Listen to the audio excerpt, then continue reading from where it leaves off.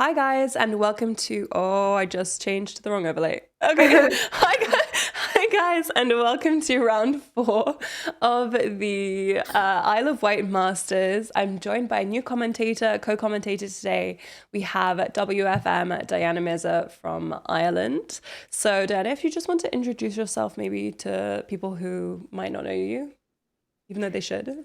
Hello, everyone. I'm Deanna, and I'm an Irish chess player. I have commentated a few things, but this is the first time I'm commentating Isle of Wight. And also, I think it's the first time that we're commentating together. Usually, I commentate on your games or you commentate on mine, but I don't think we've commentated together yet. No, this is the first time that we've commentated together, but we have collaborated a lot in the Yeah, past, yeah. and you're one of my favorite people in chess in general. Oh, Um, thanks, you too. so I just want to say also for those of you who might be joining for the first time the commentary today, my name is Lula.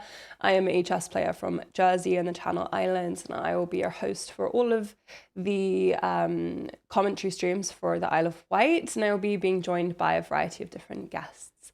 So, very exciting matchups today. On board one, here we have an FM and an IM. Like, this is surprising. I thought we were going to have two GMs on board one by round four, but these guys are both doing really well, clearly. So we have FIDE Master Maciej Ksopor from Poland, I believe, yes. Yeah. And International Master Marcos Camacho Colados from Oh, Spain. nice name. Yeah, so they're both on 3 out of 3, which means that they've had to fight some tough opposition to get here and to be playing on board one. We have their camera here. It's always nice to have the players' cameras. And we'll just go back. This is a Caro-Kann. Caro-Kann is an opening actually we've been seeing quite a lot so far in this tournament. And this is a different variation from like all of the variations we've seen so far. This is the main line. But this is the like tactical variation. So like the normal one would have bishop to f5 here, and then it goes something like bishop f5, I think knight to g3, bishop back, and then usually h4, h5 is pushed. Bishops get traded off. But this variation with knight to f6 is very popular, and the best move is to trade and double black pawns. I don't know if you've ever been a Caro-Kann player, Diana, No, I've but never played it. I used to be a Caro-Kann player, and I actually used to play this variation myself as black, but I was Oh, relative beginner. I was relative beginner to the game, so basically like after I got here and then I got my pieces developed and castled, I had no idea what to do. But hmm. these double pawns can actually be really useful for black to fend off any kind of kingside attacks, and you can also try to mobilize them yourself for an attack. So it's kind of interesting. It's not such a big deal that those pawns are doubled. And it's actually kind of nice because a lot of the time in the Caro-Kann, you are dealing with your king being attacked. So Yeah, if that's you're kind true. of avoiding that, it's pretty nice. We have knight a6, which if you're like newer to chess, you might think it's very weird to develop your knight here. Usually it's just a way to reroute it to get it to a better spot. It's not going to stay on a6, of course. Knight e2 and direct rerouting knight c7. So what do you play against the Caro-Kann? I played actually I play very similar setup to this to what White has right here, but instead of knight e2, I bring my knight to f3 and then my other knight Mhm. isn't swapped off and it goes to d2, but I played the Mhm. exchange. Yeah, Yeah. I was saying to Cassie that I've had a hard time finding something I like to play against the Caro-Kann, and I started to play the Exchange a couple times recently. Um, but honestly, maybe watching so many Caro-Kanns in this tournament, I'm gonna find a new thing to play against it because I've tried a couple of different things, and we Yeah, saw, it's hard. yeah, it is. It's actually a lot harder to play against than the French, and like they have very similar pawn structures, of course, but they're very different openings. And I think that, like, obviously the advanced variation is probably the most challenging, but you have to want to play the advanced variation. So I mean, this is all very normal. Like we're gonna have. I'm actually very excited to see how Black deals with these pawns. Like as somebody who used to play this opening and used to play it badly, very excited to see how they do this. And I think Hmm. we'll all learn a lot from it. I think we can take a look at board two because this is um, black is probably just going to castle, like the action's not really starting yet, so we can just flick through to board two, where we have English Grandmaster Daniel Gormali versus English International Master Yang Fanzhou. So we have a Sicilian, which is exciting.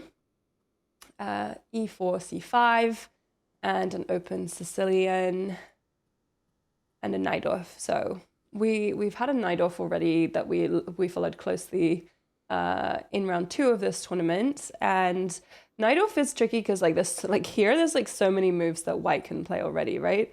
Like if I Yeah. open the opening Explorer, it's like 20 moves that White can choose. Bishop g5, bishop e3, bishop e2, bishop c. Like there's so many things, and bishop e2 is what's played.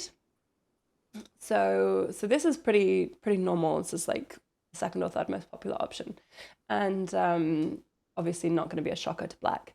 And so black plays e5, and so in exchange for grabbing this space in the center, is left with this like backwards d pawn, Yeah. and like as black, I don't think I would want to play this. Like I know it's very critical to like push e5 in a lot of these Sicilians, but I hate having that weakness of the backwards pawn. How do you Yeah, feel? it's difficult because whenever I look at this, I think why is black doing it? But I also really struggle to play this with white. Whenever I play it Mm-hmm. online, I don't play it over the board. Maybe once or twice I did. But I think black also gets a lot of space after b5 comes in, and it's hard to Yeah. decide where to put my king because in most Sicilians, I guess you castle queen side, and then black attacks you on the queen side, you attack on the king side. But black's king position is usually quite solid, and if you castle king side, then it's hard to get the nice attack that you usually do. So, yeah. Yeah. Yeah, and this is what we saw in the night off on Tuesday. Actually, both sides ended up just castling short, and it became a bit less of a bloodbath Yeah, than you would expect yeah. from one of these open Sicilians. So it wasn't like as exciting maybe as we had hoped. But I mean, there's lots of different paths you can take. And like obviously, I'm not saying anything like this was a bad variation. This is very, very normal, and like uh black obviously gets the queenside expansion, and like if they can ever play d5, they would be obviously very happy. um so this is where we're up to. We've got castles, bishop e3, bishop e6, and a4. So, I mean, we're discouraging b5, of Yeah. course, but this is maybe gonna be another like slower open Sicilian if both Yeah, it sides are looks like castling it. White short. didn't want to commit. Yeah, White was afraid, I guess. But I mean, both of these guys, even though we've got a Grandmaster versus an International Master, as we can see, there is not really a big rating discrepancy between the two of them. So we've got 24-35 and 24-27. And so, like, if we're believing the rating system, which we should, they're actually pretty evenly matched. And so, even though you're the Grandmaster here, you definitely don't want to be too careless. Yeah, and also I guess there's nothing you don't need to risk getting into something that's really theory heavy and just scary to deal with. So whenever you play against the Sicilian, sometimes it's scary to have to go into all the heavy theory lines, but you can just choose to castle kingside and play normal chess. Yeah, and just play principal chess, like knight c6, probably bring the rooks over, like centralize your pieces, and then you literally do just have a game of chess. Yeah. And Lawrence Cooper in chat saying that Yang Fan has two GM norms already, so just needs one more and the rating to make Oh, GM. Yeah. okay. Yeah, so I wonder, I guess he's doing very well. He's already on 3 out of 3. So this is an event where he could get his final GM norm, I suppose, if he has a high enough rating average. But his opponents so far have not been super high rated, 2040, 2140, and 2150. I'm like, what does your rating average need to be to make a GM norm? Pretty high, right? More than, is it like It's more than higher. 23? Well, I think. Oh, 2380. Also, don't Yeah, you need to play 2380. you need to play m- a certain amount of Closed people events or from other countries? oh, do you? That's Or fun. maybe not. Am I I didn't know that. wrongly That's fun. remembering? It's possible. Like I'm gonna trust you. I'm gonna take your word for it. So if he needs Luz an can tell us. average, Luz knows. yeah, Lars can tell us. If he needs an average of 2380, then he would need to win this game and go on to play more grandmasters, really, um, to qualify for a norm, right? It's kind of the thing where you need to do well at the start so that you continually get paired against high rated opponents. Yeah. We have a question. Is Bobby Cheng the Aussie top seed playing today? Yes, and we can flick to game 3, which is Bobby Cheng. And we have been following him for the past 2 days. Yesterday, he made a draw with Jovanka, and that was obviously a very good result for International Master Jovanka Huska. And this is a Queen's Gambit declined exchange variation, so we've transposed from Moretti. So he's playing against British FIDE Master Borna Derakshani. Yes, I think this is good. So Borna is on 3 out of 3, Bobby is on 2.5. And actually, the funny thing was, I was telling Katy this, is in round 2, Bobby Cheng played this junior, Emil Steiners, who I played in Reykjavik in 2022 when he was like 1700 and like 5 years, not 5 years old, but he was very young. And I made a draw with him, and now he's like 22, Oh, 2300. And like 22, 2300. And I'm just like here, like not not being yeah, but 2200. you have different priorities. Yeah, this is absolutely true. Also, I have this is just requirements. So you need to Okay, play a perfect. 9 round tournament, which this is. One third Yes. of your opponents must be GM and half must have a title. Their average rating must be above 2380, like Loss told us, and they have to be from 2 other federations. So I think he's already played 2 Yes. other federation players. Yes, and in a big tournament like this, that's never going to be like the defining factor, I don't think, Yeah. because there are so many international players. Um, Sometimes it can be if you've played only one and then in the final round you need to well, it depends on the tournament, but Isle of Wight, I guess there are many uh British or English players, so it can be hard. A lot of the times you'll get people from the country where the tournament is played in. right, this is true, yeah. Especially for grandmasters. Like obviously we've got a lot of British grandmasters playing tournaments in the UK. So let's take a quick look at this game. We've got an English, and then we've got a transposition, which happens often with English. So Queen's Gambit declined exchange variation. And I mean, Queen's Gambit declined exchange is very comfy for White, obviously. I always find like these exchanges, they're kind of boring for Black.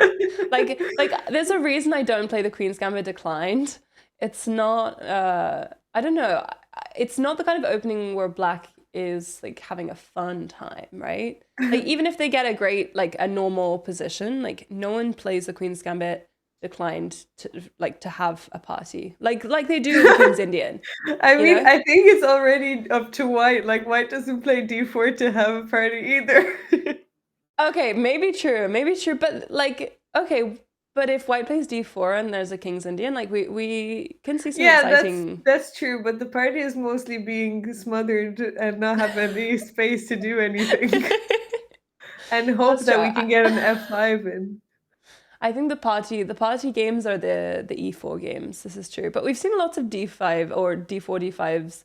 Um, Actually, no, we've seen a lot of D4s, but we've seen a lot of strange responses. Like we saw a fun Benoni Oh, yesterday. Yeah, which I'd rarely see.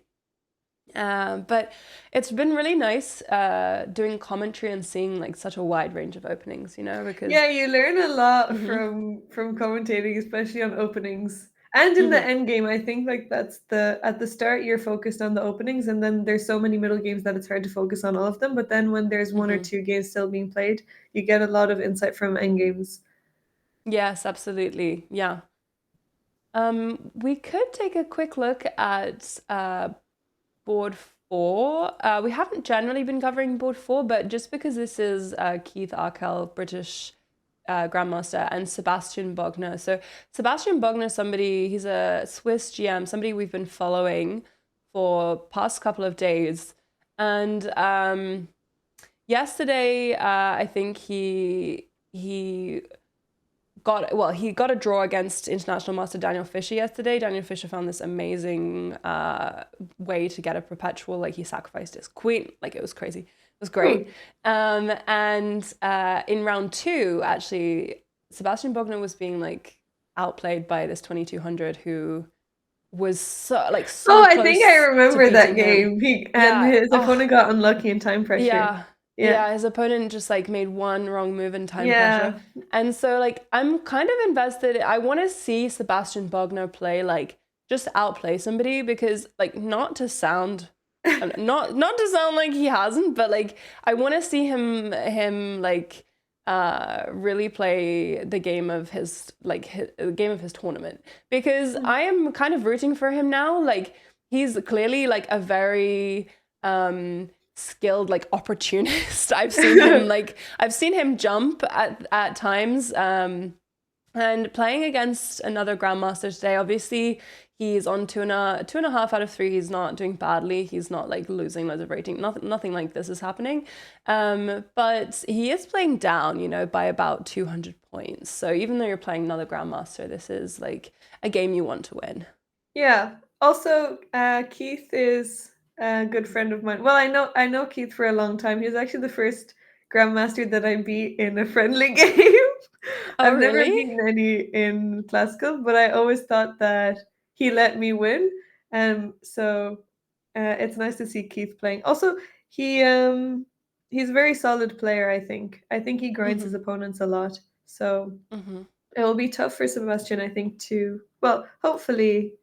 Well, I don't know. I'm gonna, since you're rooting for Sebastian, I'll be rooting for Keith. I'm not rooting for either of them. Like, obviously, I would love to see Keith do well. He's such like a beloved English player. Yeah. And this is a British tournament. Like, but yeah, I mean, obviously, every day I just want to see good games of chess. If it's the case, what you say about Keith being kind of like a very solid player who grinds his opponents, like I said, Sebastian, he's kind of let his opponent get a better position in the past couple of games, and then just like jumped when his opponent has like stepped back to breathe. And so that seems to be like quite a different playing style. So if Keith is just very patient and very calm and just like grinds out the position, then that might not be so great for Sebastian. So we'll just have to see. Yeah, we'll keep an eye on it. Let's maybe take a quick look at Alexandra Prado, because she is the only streamer at this event, and she is streaming her games on her channel. And yesterday she had a very nice win against a 1775 rated player. And I think that after that win, she seemed very happy. I saw she posted about it, because she had lost the first 2 games. It was tough, but now, like, I think once you've got your first win in a tournament, you kind of start to feel more confident and you like get into a stride. So I don't think that she won't be afraid of a 2070, even though they're a little bit higher. We have another Sicilian, close Sicilian. I like to play this way against the Sicilian, actually. And here, actually, my coach, I am not having classes right now, but I learned this with a coach. My coach just, we have a line where I just don't move the bishop. And if they want to take the bishop, you let them take the bishop, which is kind of fun, because here usually people move the bishop, but you actually don't have to move the bishop. Yeah. And it's not really a big deal. Yeah, I guess it depends how attached you are to your bishop here, but I actually play this with black, and I'm always happy to play the bishop. You're always happy when people move it? So if I take it. Oh, you're happy to take it? Well, the thing is like, for me, if I'm putting my bishop on b5, then a lot of these cases I'm going to take your knight anyway. Like, if I'm doubling your pawns, like, you're not really playing bishop b5 if you're afraid to trade the bishop for the knight, you know? But yeah, I totally get it. Like, a Sicilian with the bishop pair, you're never going to be like unhappy. Yeah. Okay, so e6, knight to e2, challenging the knight in the center, castles, and b5. Oh, pawn sacrifice. Yeah, so pawn sacrifice, that's fun. Here, here engine actually like knight takes d4. I guess that this is prep from the opponent, right? The opponent hasn't used Yeah. any time yet, like played all of these moves within like 10, 15 seconds. This is definitely preparation. This seems to be a sideline. It's only been played 18 times in our database here, or yeah, not very much. So, I mean, if you see a pawn, you take the pawn, right? Yeah, usually if you're not too worried about your opponent playing it so quickly, but I mean here you have to because your bishop is going to be trapped otherwise. You Mm, can't move your bishop out of the way because totally. And c4 is Alexandra spent 10 minutes here deciding what to do, almost 10 minutes. And you have a couple of options, right? Because she decided to capture with the bishop. You can also capture with the knight. yeah. And that would seem like also very natural. I guess then maybe you have to calculate knight takes e4. But like after takes, bishop takes, knight takes, right? I don't know. But then maybe that's just why knight takes knight is the best move here. Yeah, I guess, and also that d4 pawn might be a bit vulnerable in the future. But this maybe is similar to like, well, I play the Benko Gambit with black, so often I do give away the b5 pawn in those lines. This doesn't look too similar, but it might have the same ideas that you're happy to give away a pawn to have the open b file and maybe attack on the queen side. Yeah. And maybe you can also play d5. You want to remove the bishop to play d5. So Yeah. I mean, I guess I'm not bishop sure. d3, they can't actually play c4 because then your knight Oh hangs. yeah, you're right. Oh yeah. So for at least for now, the bishop is safe on d3, but like also your bishop doesn't want to be Yeah. on d3. Like you want to get this bishop out as well. You want to get the queen out. You want to have some more pawns fighting for space. So I can also see why you wouldn't want to go for bishop to d3. Yeah, and I guess then b5 becomes like a good move if you allow it to go to b4 then. And black just has Yeah, a lot of space. exactly. Yeah, because now b4 is definitely possible. So this is actually really tricky because this is definitely prep and I would be unhappy. Like I would be really not like So she takes with the bishop, knight takes, and we have knight takes e4, of course. So it's not actually any kind of sacrifice because you managed to pick up the central pawn. But Her opponent also looks a little bit intimidating because he has a hood and his mouth covered as well, and he looks like he's oh, really? You managed to yeah. open her cam on her stream? Yeah, on her stream. Um, And I beside her, I didn't know that she's playing, but actually Victoria Radeva is playing, who used to be a girl that I was always paired with against in World and Youth, World and European events. Um, that's yeah. cool. I wonder if I can get her camera for our stream. I think that I do have it, so I can add it now. Oh, great. Perfect. Perfect. Perfect. It's always nice to have the camera.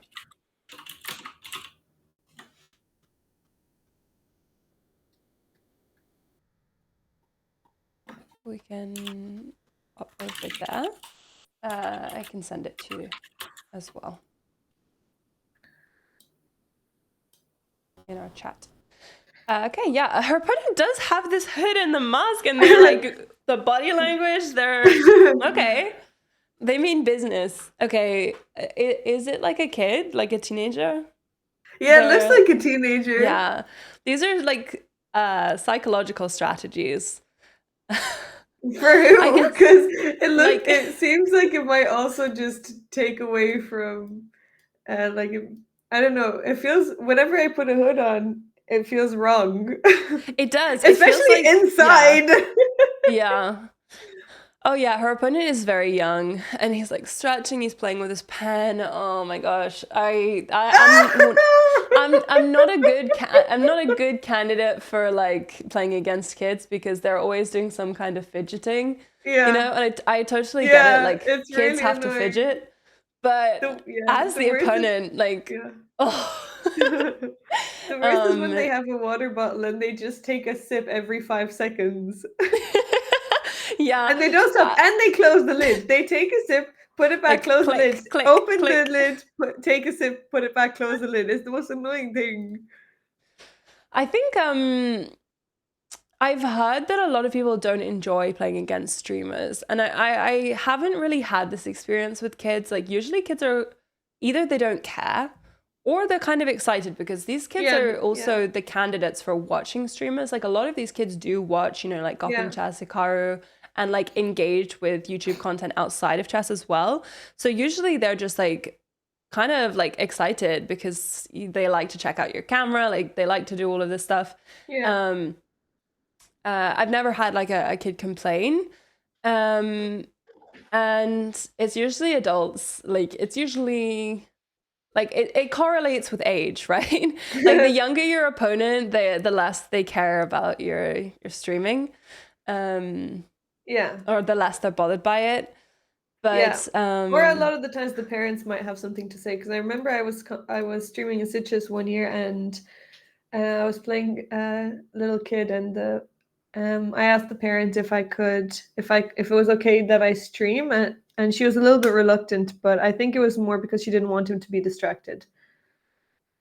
yeah, that's fair as well. I guess worries about distraction, but I think that this argument only goes so far because at a chess tournament, there's actually like hundreds of distractions. Like you have Yeah. people walking around you, like you have people whispering, you have like um sometimes you have spectators, sometimes you even have spectators on their phones. Like and like there's so many distractions that having Yeah. a static camera that makes no sound next to you is like way at the bottom of the list.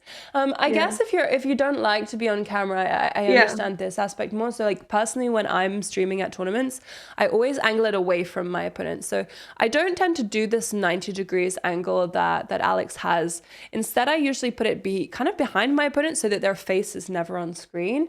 And Oh, really? Oh, I personally, didn't know that. yeah, Actually, that's true now that I personally, I think about prefer it. that because then at least my viewers can see my facial expressions Yeah. better and they can actually see the position better as well Yeah. because seeing a position from 90 degrees on is Yeah. not super easy either. And then also I don't have this concern with my opponent about if they don't want to be on camera because they're not on camera anyway.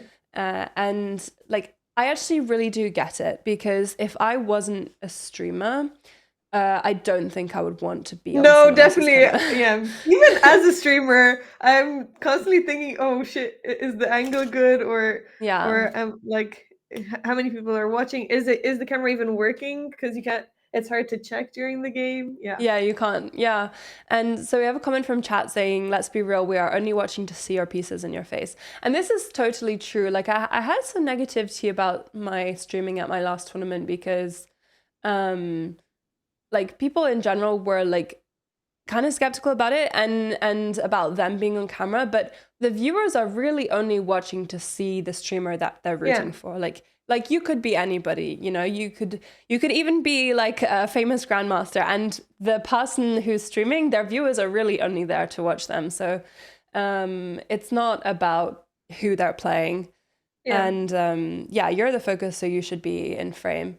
I do get this perspective as well that most streamers take of having your opponent on camera because you do get to see them thinking, you get to see if they're focused, you get to see if they're happy with the position. But for me, I I think that it does kind of introduce more complications with like consent. And so that's why I just decide to completely circumvent the issue Yeah. and just not have their face on the screen. Yeah. That's definitely a better way to do it.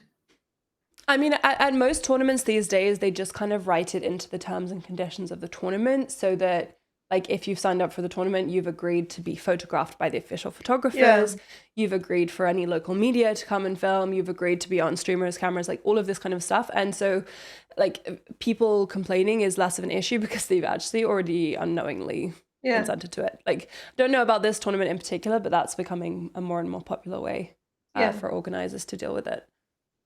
So Alex played B3, which is it's an interesting move because she's already, committed her bishop over here. And I guess, What is she's worried about maybe something like rook b8 and then taking the b2 pawn. But maybe you could yeah, have yeah. just played rook b1, or what would have been better?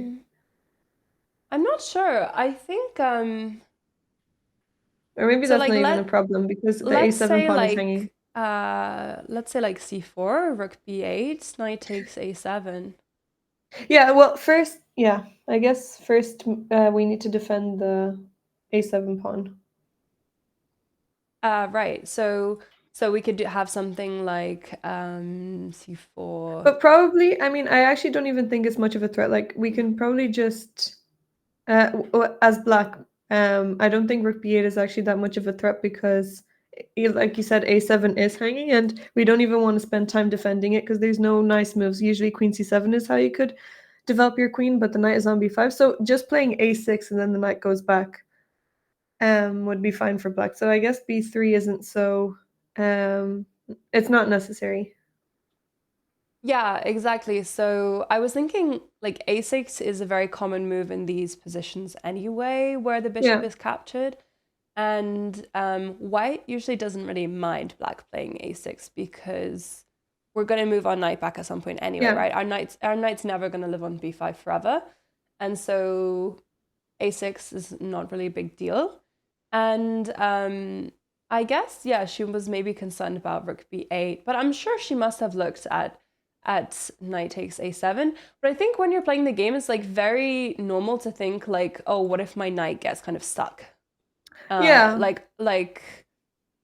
but I guess I you don't always know. have the b5 square anyway. Worst case, you'll just Yeah. have to give a pawn back.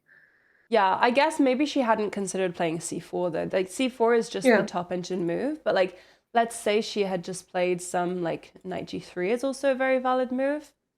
And like maybe she was just not liking something here. Uh I mean rook takes B2 is possible, but like you can also just develop your bishop. Like maybe she just didn't like this.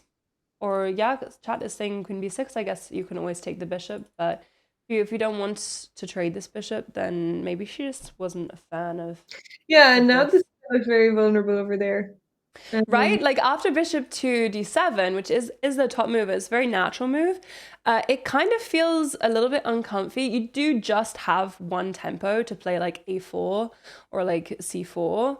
Yeah, Like so you're just in time to save the knight. But I think her like vibe based move of b3 and not going for this is very valid. Like I do get it. And also maybe she just wasn't interested in allowing this rook to come into b2 because yeah, this and is also this then is queen possible. b6, and it's Yeah, and now annoying. queen b6, and like if you bring your knight here, then actually will you be losing another pawn? Like all of this kind of stuff has to be looked at. So yeah, I think b3 on a human level does make a lot of sense actually. But bishop to b7 is played instantly anyway, so there is not going to be any rook b8 nonsense going on. Should we go back to board one? Yeah, let's do it. Um, So we have a couple of a couple of moves. So we have castles, castles. This is kind of around where we got to. yeah, Black is castled as well. Queen to c2, very natural idea, just making this queen bishop battery on looking at h7. And g6. And you can always play for f5 here, and then it's not such a big deal as well to have this. And yeah, and then if you this, can get your yeah. bishop to g7, then the structure looks okay. But right, yeah. Yeah, and actually, this one idea that Katy showed me yesterday, it was actually Mr. Dodgy's game. So it was a d4 position, was I think Queen's Gambit declined exchange. Was this idea of bringing this knight to g7 and this bishop to f5, and it's a very creative Oh, way of trading off that light squared bishop. Without compromising on your pawn structure. And it wasn't played in the game, it was just an idea that Katy came up with, but I've been thinking about it a lot because I'm yeah. one of these people who hates being attacked by the queen bishop battery on these light squares. Yeah, I don't And, think you're the and only one. yeah, right. And nobody likes it, but this is just a very creative way of dealing with it because, of course, you would love to play bishop to f5, but it's just not going to be ever possible without Yeah, a nice supporting piece. So this would be a creative that's a way nice maneuver. of dealing with it. Yeah. But I guess, like there are going to be f5 opportunities too. So we've had bishop f4, knight d5, and we're just trading the bishops. Computer liked bishop to h6, just pushing the rook out, but I guess black probably wants to play rook e8 anyway, and now you can just trade off the bishops, so... Yeah. Although I guess that bishop isn't. Well, yeah. I was gonna say that maybe White is actually happy to trade off that bishop because now the dark squares are even more weak for black since they no longer have the dark square bishop. I guess White also doesn't, um, but it is black's weakness. Yeah, absolutely. Especially because they've played G6. I mean, they had to really, but because you've played G6, you're always a bit careful about the dark Yeah. squares around your king.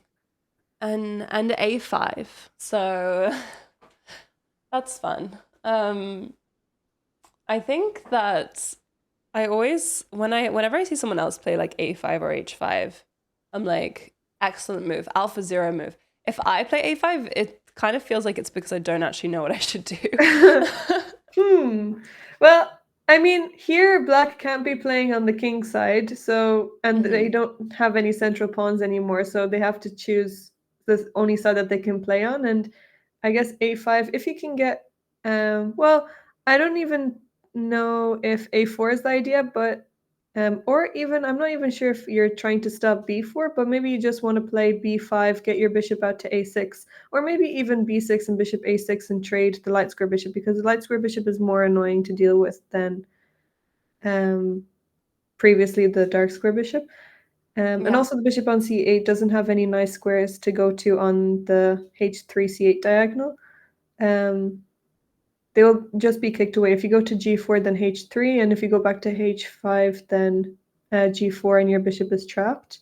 On f5, the bishop is covering. On e6 is just a tall pawn, and then on d7 as well is just passive. So maybe he wants to try to trade the bishop on a6. Yeah, I think that that's a really nice idea, and I can just put it on the board. So like an idea like b6 here, and okay, let's say that some random developing move is played and trading off bishop. The only downside is then you do have Yeah, this now rook your rook here. is awkward. Yeah, so Yeah, maybe it's not yeah. so good. Well, I mean, it's a compromise that you make, right, for the sake of trading off White's best minor piece, like very active bishop. And actually here you do have this very nice knight as black, so I guess c4 to try and kick it might be a plan at some point for White. I saw that the computer did like that. But I think that, yeah, trading off the bishop is something that I would personally want to do as black. Yeah. Yeah. And like you said, there's nowhere else it can really go. I mean, it could go here, but really we want our rook to have free control of the e-file without anything in the way. And it's not really serving a purpose. So it's a nice plan. I think it's a very practical plan as well to play this position. Yeah, although White's pieces are just so well placed, that knight on e2 is covering a lot of important squares like f4. Yeah. And your rook is coming to d1. I guess your rook on e1 doesn't have is not able to double up, which is what you'd want to do on an open file, but still like the bishop, the queen, the knight, the rooks are connected, everything is decently placed. But also, like you mentioned, the knight on d5 is so strong. It's probably the best piece on the board. Yeah, and I think that's why the engine is immediately asking for c4. And I would just kind of be concerned Oh about this yeah. idea. Yeah, once Um, that light square bishop is off, then you're happy. yeah, and it's really interesting because I think on a human level, you You see don't want to c4, allow that. yeah, and you immediately see knight to b4, and you're like, oh no, absolutely not, and you disregard c4. Yeah. I guess you do end up with these very nice central pawns. So knight takes and queen takes, and this is a nice structure to have, hanging pawn Yeah. structure. Like if you can maintain it, it can be very nice. And I think I probably would prefer to have white here, even with the knight against the bishop. What about you? Mm, I'd Or you have. like your bishop too much? I'm actually not sure who I'd prefer. The pawns are annoying, but in the future, maybe they might become like if black can get the rook from a to d8 and start putting pressure on the Mm-hmm. d4 pawn, then it'll become kind of a target, and I don't want to have to push it because the second I push it, it'll be traded, and then it'll be an isolated pawn. Yeah, Um, so maybe I actually would take black in this position. that's fair. I think there's like good things to both sides. Obviously, having the bishop is going to be nice for any end game. Um, so here, if we're not playing for c4, because I mean, maybe this FIDE master will play it because he's a much better player than us. But if we're not playing for c4, I think also it's just very valid to make like slower improving moves, right? So like you can either develop your rook somewhere or like h3 and stop anything from ever coming here and trading if that's ever a concern. Probably have an exciting move on Alexandra's board. So should Yeah, we Laz just said take a that. look? Your So opponent's this is another flanked pawn Oh! push. Okay. Oh! That would terrify me. I would not want to be in her position right I would be miserable. I would be thinking about my recap already, being like, I'm gonna complain. I'm now. gonna Oh complain no. about my opponent in my recap because, oh my gosh, for those of you who are watching, if you're not playing a lot of tournament chess, like when you're playing classical game of chess, there's nothing more miserable than being attacked for 4 hours. And her opponent is playing a very aggressive line. Yeah. Like they have already been like throwing their B pawn, now they're throwing their G pawn. And like actually if you take this, it becomes very scary because like rook G8 and you're losing immediately. You can't take this pawn.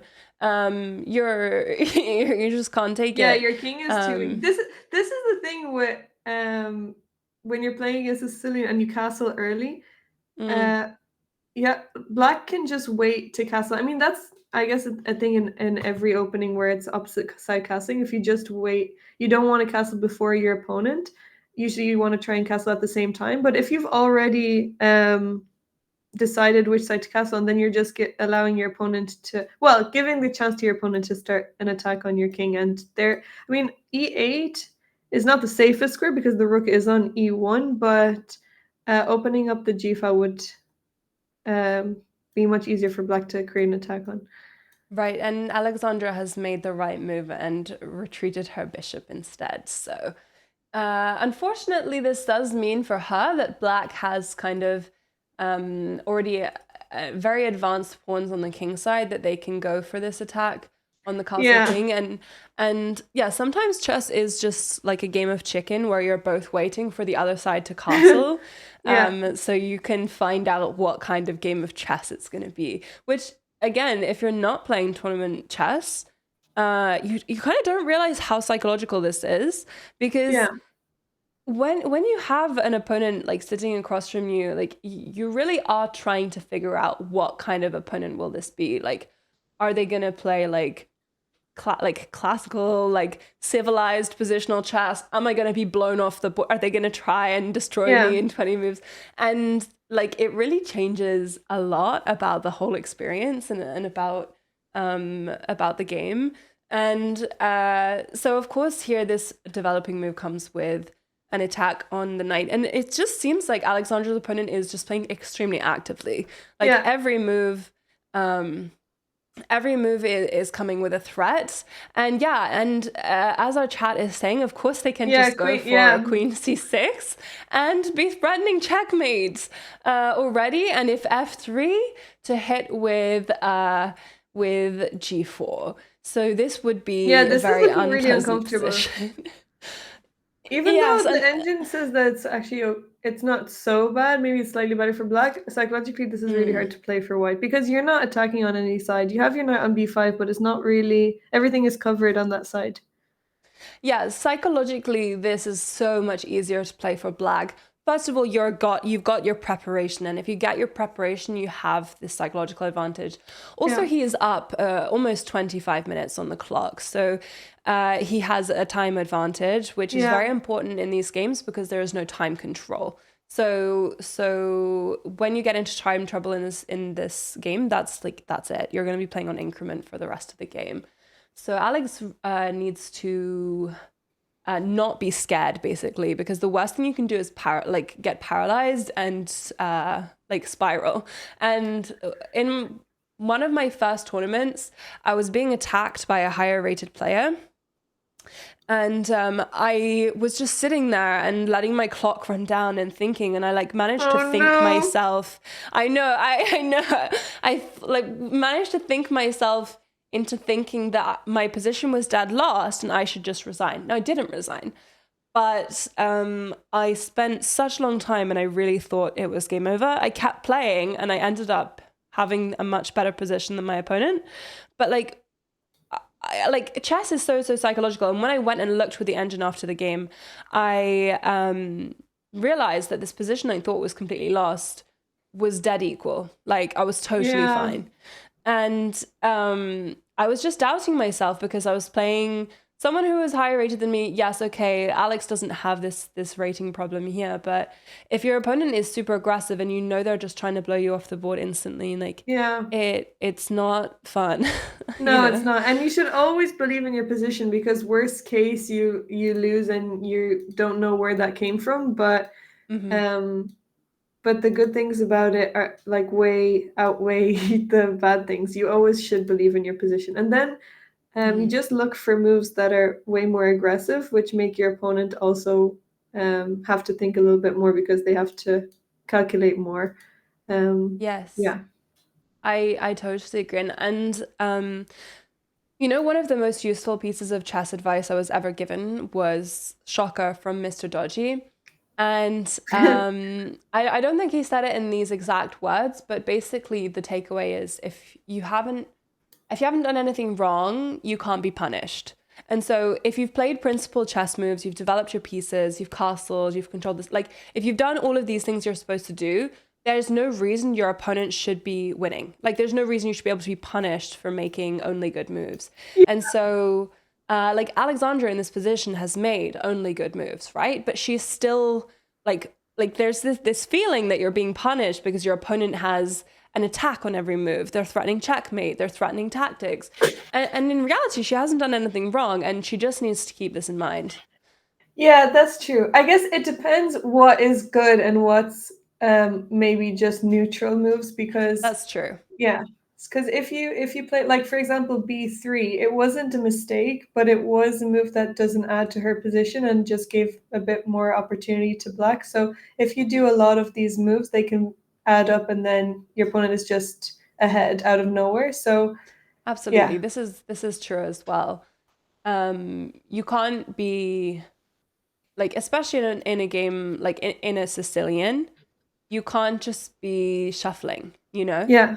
You have to be actively developing your pieces, improving your position. And I totally agree. If Alex continued to make B3 style moves for the next 10 moves, she would be mated. Yeah. But just the attack would just be starting to get...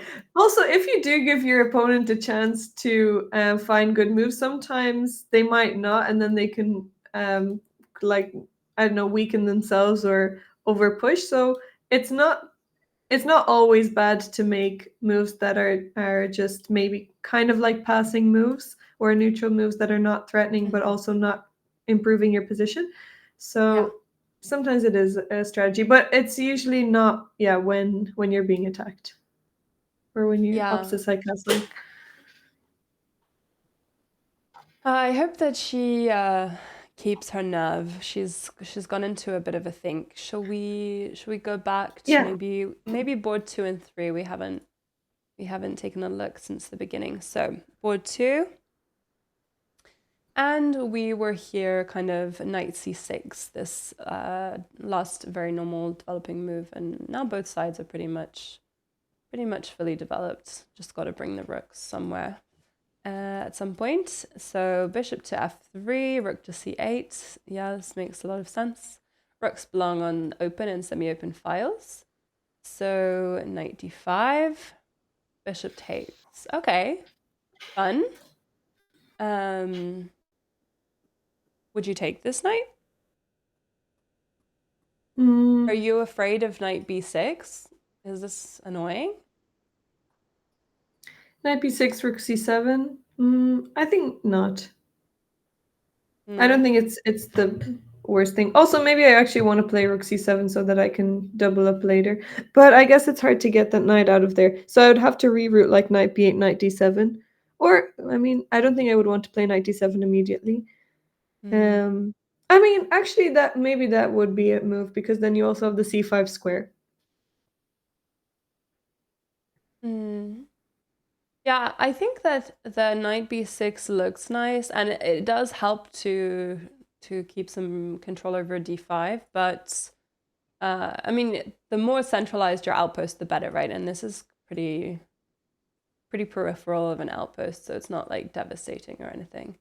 Funny thing is, actually, the top engine move here for black is already knight b8, so that's fun. And then if knight b6, rook c6 is actually possible.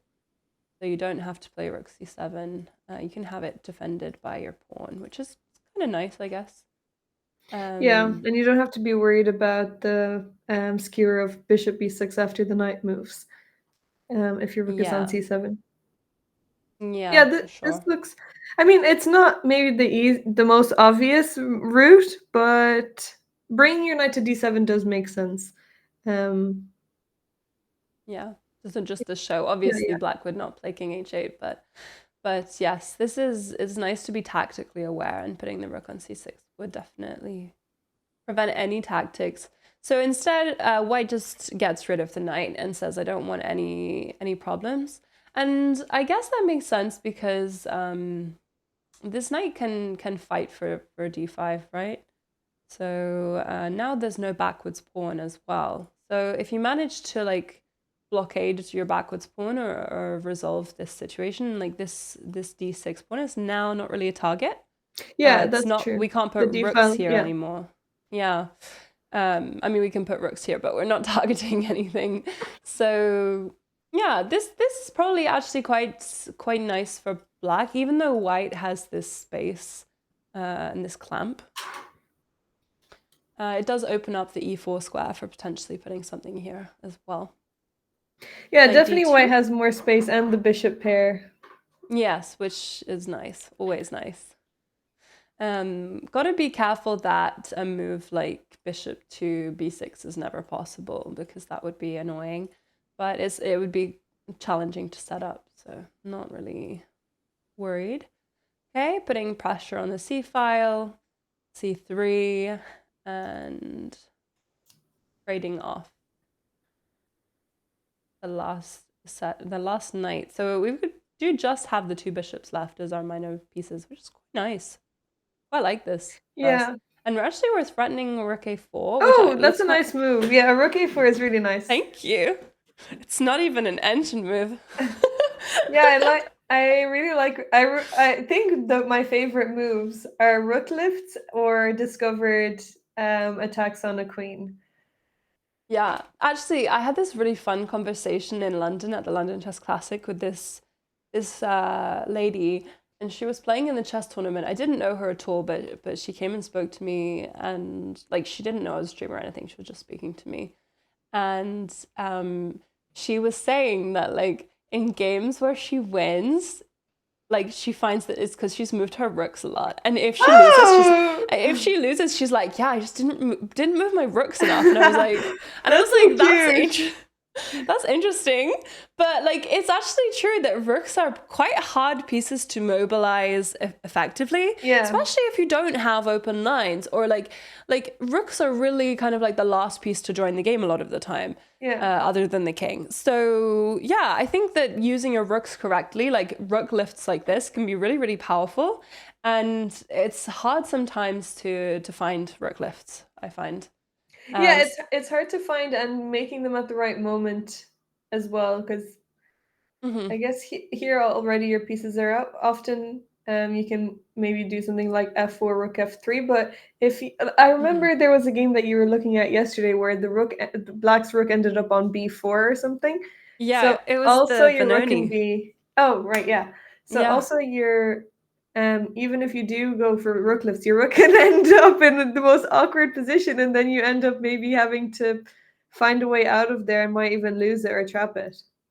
Yes, absolutely. That rook yesterday that was such a powerful and annoying piece ended up getting stuck. It was Oh, completely yeah, trapped, and there was just it ended up having to be an exchange sacrifice. So yeah. wasn't the end of the world, but yeah, you definitely want to make sure that it's the same kind of principle with not activating your queen too early, right? Like Yeah, you can activate it, but it can become a target.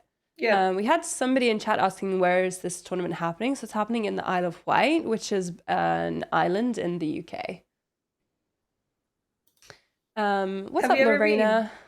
I have been to the Isle of No, Wight. Have you? no, I haven't. So I'm an Isle of Wight expert. I've been a whole one time Okay. for like a long weekend. So, Oh, nice. um, but when I went, it was like September, so it was very different time of year. It was still pretty warm. And I was thinking about it because Katie she asked me, like, what are the things that you would be doing between your games in the Isle of Wight? And I said, at this time of year, it's pretty cold. So you're not really going to be going to the beach or anything. Yeah. But I did tell her there was an alpaca farm where you get to lead the Oh, alpacas wow! around. Yeah. And you get to feed the alpacas. This is like huge. This is a huge draw. That's Um, actually so yeah. funny slash interesting because I was talking about alpacas yesterday. I saw something with a series where they went to an alpaca farm, and also the previous term that I was commentating on, Jonathan O'Connor, he owns 5 alpacas. He has a What? Who yeah, owns alpacas? he has 5 alpacas. He started off with one, then it needed another one. Like he wanted a friend for the alpaca, and then got a lot more. Okay. Wow. So I mean, yeah. he's living my dream, but actually I realized that of all the weird things that I decided to do when I went to the Isle of Wight, I did play crazy golf. Did you? So, yeah, Oh, yeah. Because I went with my ex-boyfriend, the same one that taught me chess, but this was before I learned chess, and his grandmother had been from the Isle of Wight, so he had spent a lot of his childhood there, and so we visited. Um, and he loved crazy golf. So we went and did crazy golf. And I actually think that would be a really good thing to do between chess rounds because it's like a small amount of physical activity, like very light, but it's outside. You're doing stuff like without having to use your brain too much. I think these are the perfect things to do actually when you're at a chess yeah. tournament. Yeah. I So think I I've would only be doing played that. once. I'm not very good. I'm terrible. I'm really Yeah. bad. But I think the best thing is if you're playing with people who are a similar skill level, and then it doesn't matter how bad you Yeah, are. it's a lot more But fun. yeah, exactly. And so that's what I would be doing. And I think that I mean if it's anything like Jersey, there's going to be a lot of beautiful woodland and like lots of beautiful like beach walks and stuff like this at any time of year, even if it's February and even if it's cold. But it's actually really big. Like you need a car. So this is Oh, something. This is like a problem that I had when I was there. Is I just massively underestimated how big the Isle of Wight was. hmm. Because like I tried to call for a taxi because like I don't think they had Uber. This was back in like I don't know, maybe 2018, 2019. And I tried to call for an Uber for a taxi, and this guy was like, "Well, I'm in this part of the island," and I was like, "Okay, like." so what? Like, come and pick me up. Like, I didn't say this to him, but like, I was like, I don't really understand, because he was like, well, no, I can't come and pick you up because I work in this part of the island. And I was like, the island is that What? big? Like, the island is Really? that big that you can't come and pick me up from What? your I part didn't of the, know it like, was so big. yeah. It's bigger than So, Jersey. yeah, it's a lot bigger than Jersey. Jersey's Oh, tiny. It's much bigger. But yeah, it's actually quite big. So I didn't get to explore as much as I would have liked to, but I did enjoy my trip there. I think that it's a pretty good venue for a chess tournament, good location. And yeah, like Lorena in chat says, sounds like a great mental palate cleanser between rounds to do something like crazy golf or go to like just do some kind of yeah. physical outdoor something. Yeah. Um, You and just we've want got better weather. Yeah, that's true. We've got chat saying that the beaches near the venue are really nice. So I'm not surprised at all. Like, I'm not surprised by this. I'm just, yeah, I would be a little bit unhappy about the temperature, because if it's anything like France, it's been pretty cold recently. Mm. Yeah, and Um, Germany it's been so cold as well. It's even colder than November and December. yeah, here too. Actually, past couple of days we're very lucky. It's been up to 10 degrees, but before Oh, that it that's was good. around 0. Yeah. Yeah, here it's -4. Wow. Yeah. It's really cold. Yeah. I don't know why. And because I'm from somewhere, like I'm also from a small island with beaches, like going for a walk on the beach in winter is something I've done a lot, and it chills you to the bone. Yeah. Like it really does. Like you need earmuffs, like your ears freeze, and like you need to be really, really wrapped up. Yeah. So but it's nice to play a chess tournament in a place with beautiful scenery. Like it makes a big difference. It does. Especially just even going out for fresh air, even if it is cold, it's nice to have Yeah. um yeah, to get some inspiration at least from your nice surroundings otherwise, because Hmm. usually the playing halls, I mean sometimes there are nice playing halls, but a lot of the times it's in, I don't know, a gym, or like here it looks like it's something similar like that, and they're not, and there's just a lot of people, and you can get claustrophobic. There's a, yeah, Yeah. it's Yeah, stuffy. no, I think it's in a big playing hall, but I think we've been seeing people walking around with their coats on, so I think it's actually quite cold in the playing Oh, hall. this always happens. It's Yeah. usually the air conditioning goes on, like the, I don't know, the arbiters blast the air conditioning, and it gets really, really cold. It's like a rite of passage for a chess tournament for it to Yeah. be cold, you know? So we have best move Queen B5. I guess this does completely prevent any Rook A4 Rook lift ideas, and it also does just threaten B2, like very basic threat here of this pawn. And I'm not sure how we best defend it, because obviously we can't push it because then we hang C3. Yeah. And we don't want to play like a move like Rook C1, because then we hang A5, Rook B1, sorry, because we hang A5, and also it's a very passive move. And yeah, I think it's not fun. And somebody in chat says, why not play E4? Well, I think if E4, you have Rook A4, which is this move that I Yeah. suggested earlier, and this is pretty nice. It's a pretty nice move. I guess Queen D5, and you can either like, take, maybe. Yeah, you can actually just take, because this is pretty forcing line, and you don't end up winning any material. And now you have, I think, a very nice position as white. Yeah, and D6 is also gonna drop at some point. Yeah, d6 is very weak. You can like keep this b pawn weak as well, and this transformation just doesn't look good for black. So yeah, like if this rook a4 idea wasn't possible, I think e4 would be a threat, because it would then win Yeah. material. So should we take a look at Bobby Cheng? Yep. Perfect. So we've had just a little bit happen. Why is there a queen on a2? Okay. Also, Okay. earlier Laz was saying that he plays for, I think both of them play for his 4NCL team. Yeah, Um, Borna does, and some of the other people that we've oh been yeah, seeing. and Yang Yeah. Fan and Maciej, the Polish player. Hmm. Not Bobby Chen, because he would have to fly all the way from Australia. Okay, so we kind of got to around here, I think. This all looks very normal development. And I guess we should show why you don't take on b7. Okay, yeah, let's do it. Usually So these are poison pawns and your queen gets chopped. exactly. Exactly. And I think the key here is that White hasn't castled yet. So now there's this knight b4 move, and the queen is cut off. But anyway, she wouldn't be a good defender. But we can't defend these squares, and you're going to end up getting forked. I guess rook c1, but you're not having a fun time.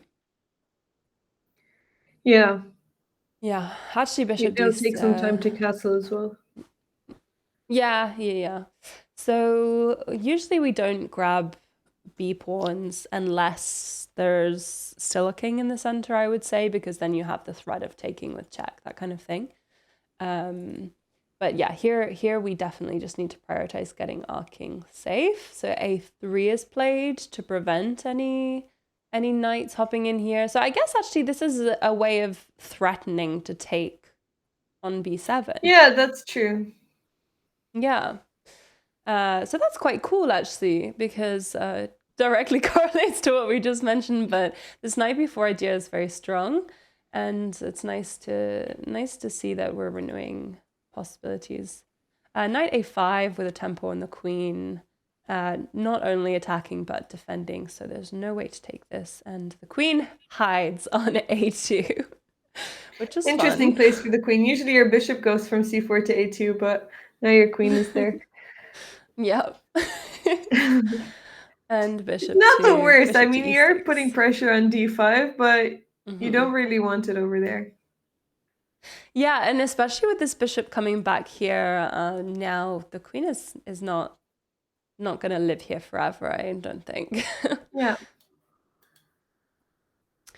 Let's take a quick look at Keith, if that sounds good to you. Yeah. So Keith and Sebastian, we haven't had. Okay, actually no, this is new. Like we didn't even see bishop a6 before, did we? Or we did? No, we didn't. No, this is all new. So this is fun, and actually, like this bishop a6 idea comes up in a lot of openings when black is playing with these light squared pawn structures, because you've got to find a way to activate that piece. The idea is usually to force the queen to go to c2, and then you go back to b7, and the queen is not, I guess, covering d4 anymore, or you don't want to have to play queen c2.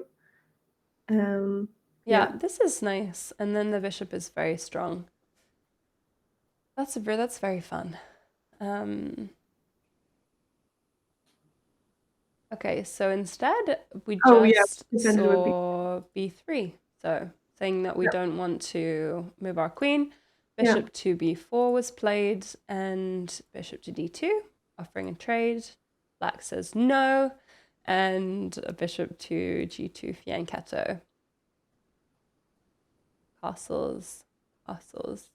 So I'm guessing this bishop will come back to b7 very soon as well. I guess here the annoyance is that you didn't get your like tempo that you hoped to gain with queen c2. Yeah, and also, well, I guess you still gained the b3, so it's still similar ideas because the bishop on d2 is not on b2, so b3 looks a little bit awkward.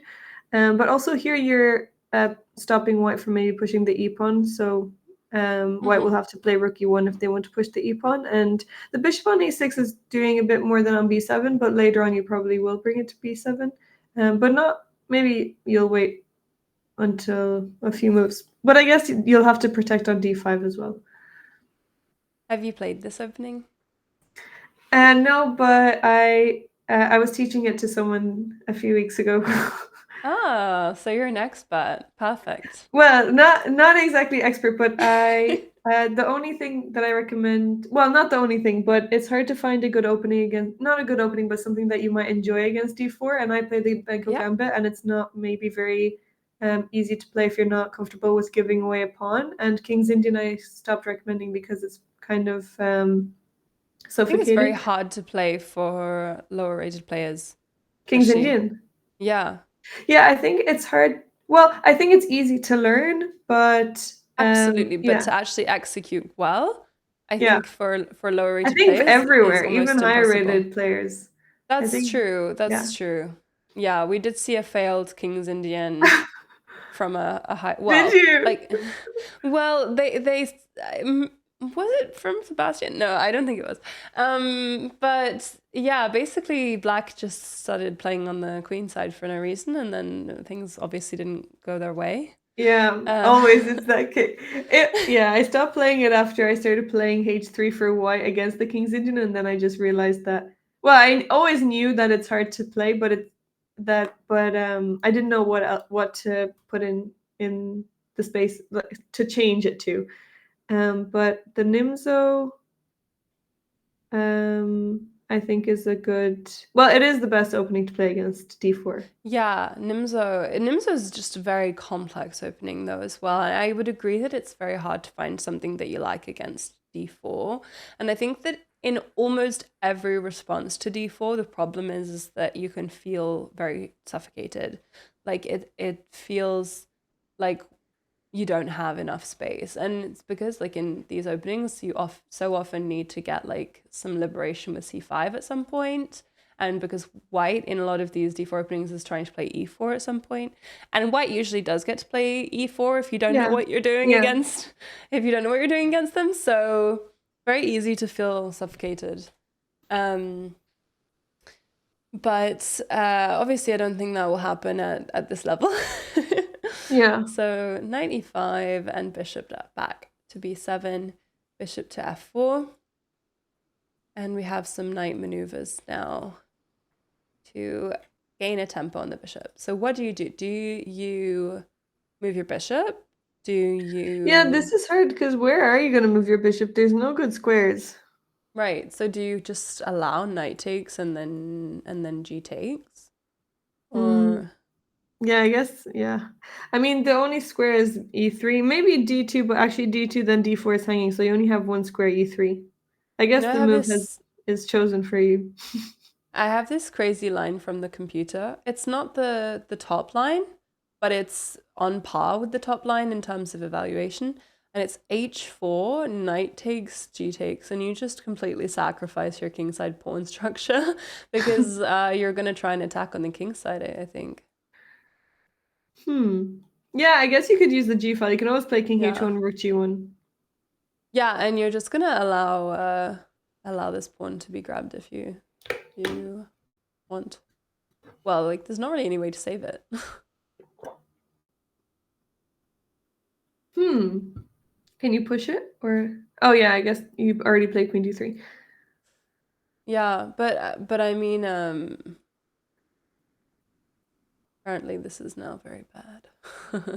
I guess in exchange, so what I would assume is in exchange for your kingside pawn structure, you need to have extremely active pieces and you need to start attacking very quickly.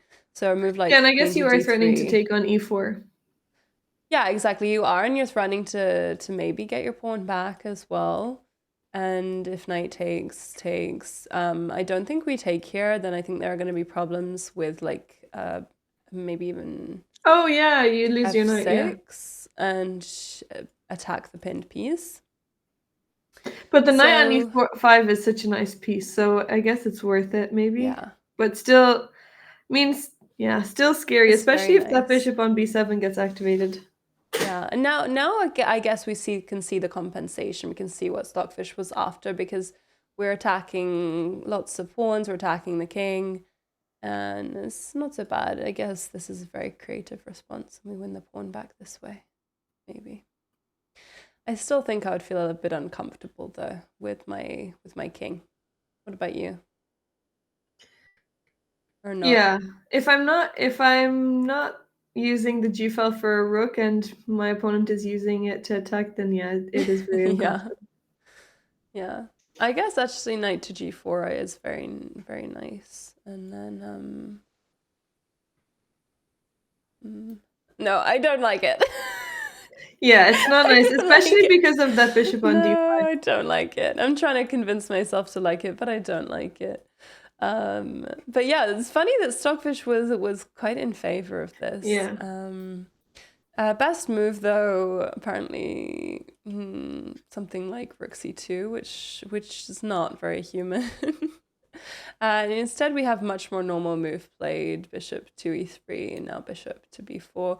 I think any move you play other than moving the bishop is like some crazy Stockfish line, which doesn't seem to actually achieve anything directly. Yeah.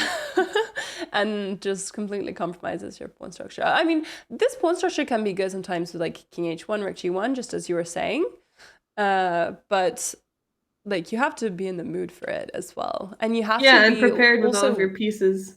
yeah, exactly. And we don't really have the pieces ready yet. Yeah. And I think that I don't think I would want to play that against Yeah, Sebastian definitely Bogner. not. I think he's an attacking player.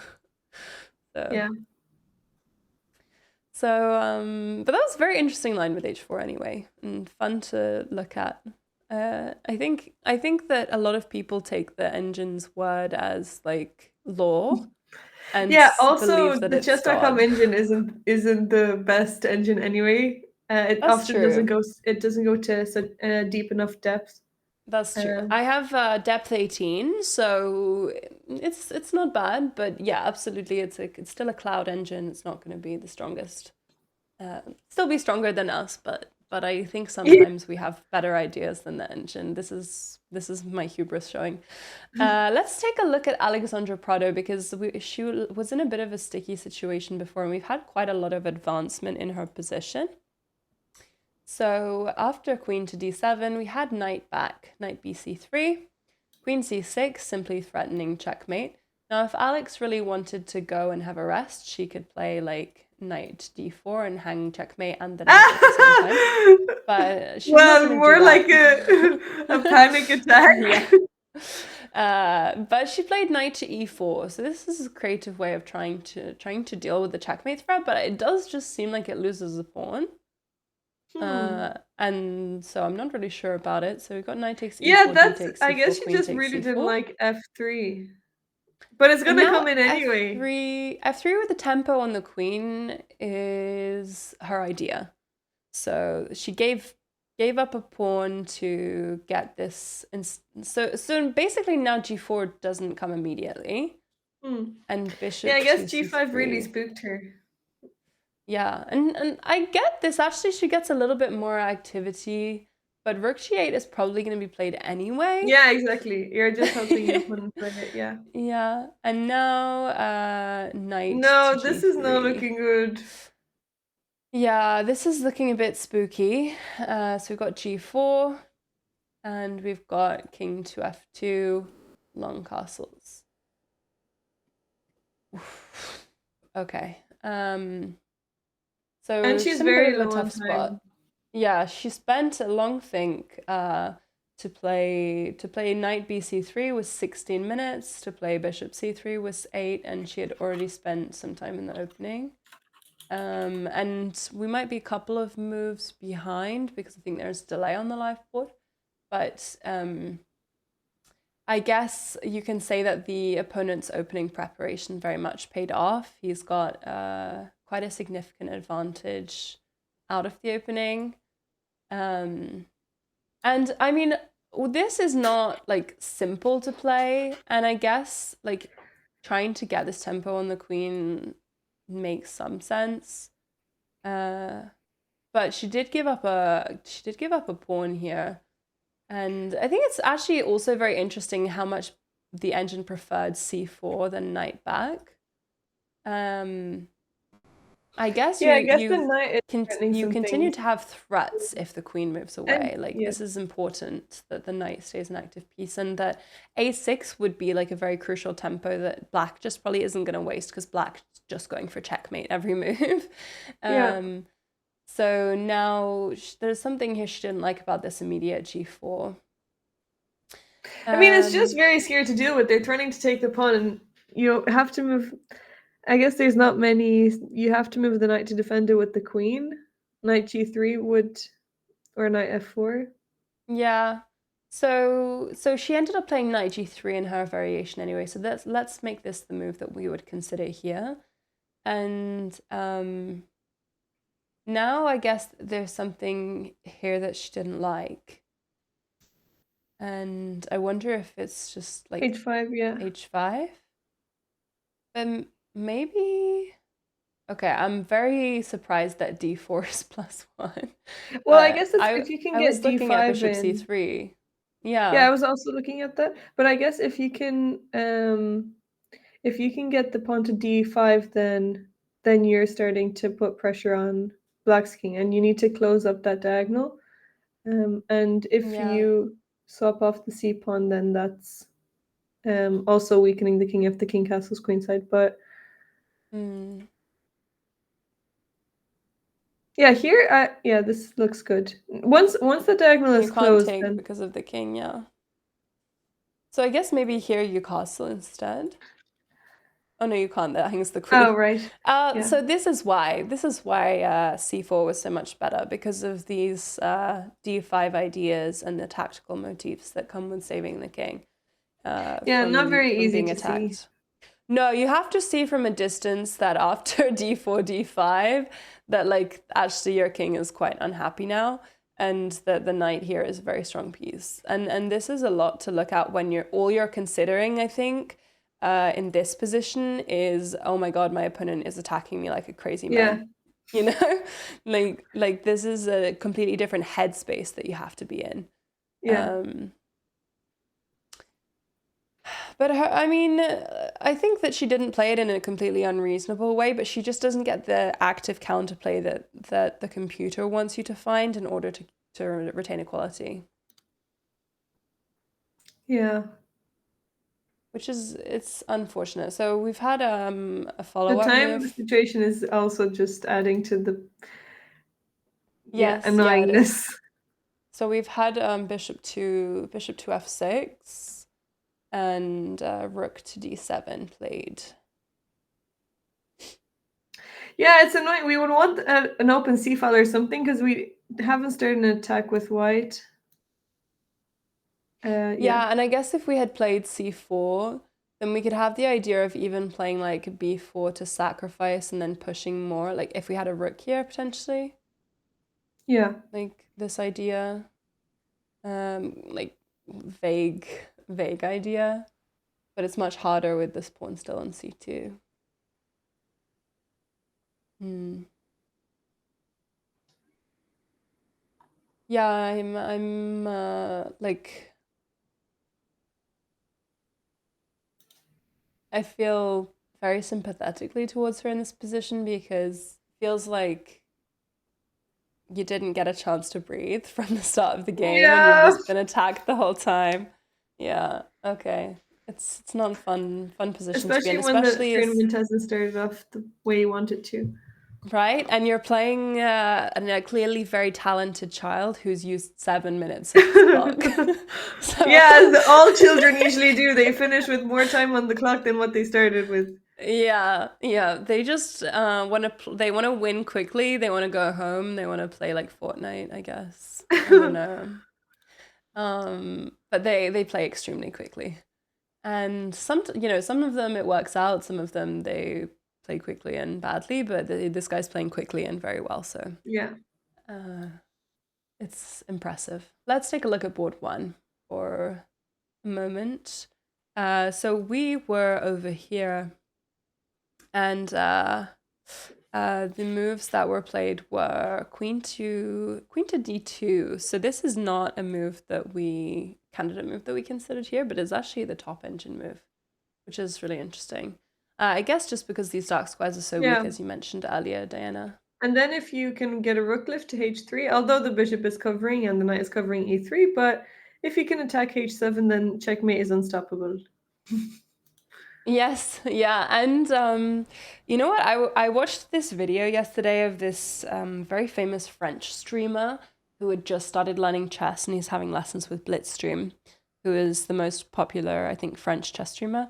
And he said the aim of the game is to control the center. And I just said to myself, no, the aim of the game is to checkmate the king. And like this is what you learn though, is like in chess you have so many objectives, and the way that Yeah, I've like tried to describe them to non-chess players before is like you have side quests before you can yeah, complete the main objective of checkmating the king. You have all of these little side quests that you have to go down before you can reach the end, because what something that you see a lot of beginners doing is they go straight from e4 e5 knight f3 to playing knight g5, queen h5, and trying to yeah, get checkmate. And they forget about the middle game. And the middle game is like the plot of chess. If we yeah, think about chess as a story with a beginning, a yeah, middle, and an end, the middle is like the chunky bit where all of the meat yeah. is. It's the really important like Your creative bit where we literature develop student is coming storylines, out. right? Yeah. And it takes a while to really come to like grasp this idea, because we learn, the aim of the game is checkmate the king, but you can't just speed run checkmate the king. Yeah, So unless you're Alexandra Prado's opponent. yes, yeah. And that, I think that's why one of the reasons it really bothers me when people do just try to start checkmating from the first moment, because You like just need to in not let them. I know, because in some ways it's very principled because that's Yeah, the aim of the game. And in other ways it feels really like you're trying to just speed run the whole story. yeah. And like the beauty of chess Kill is off the like main character too quick.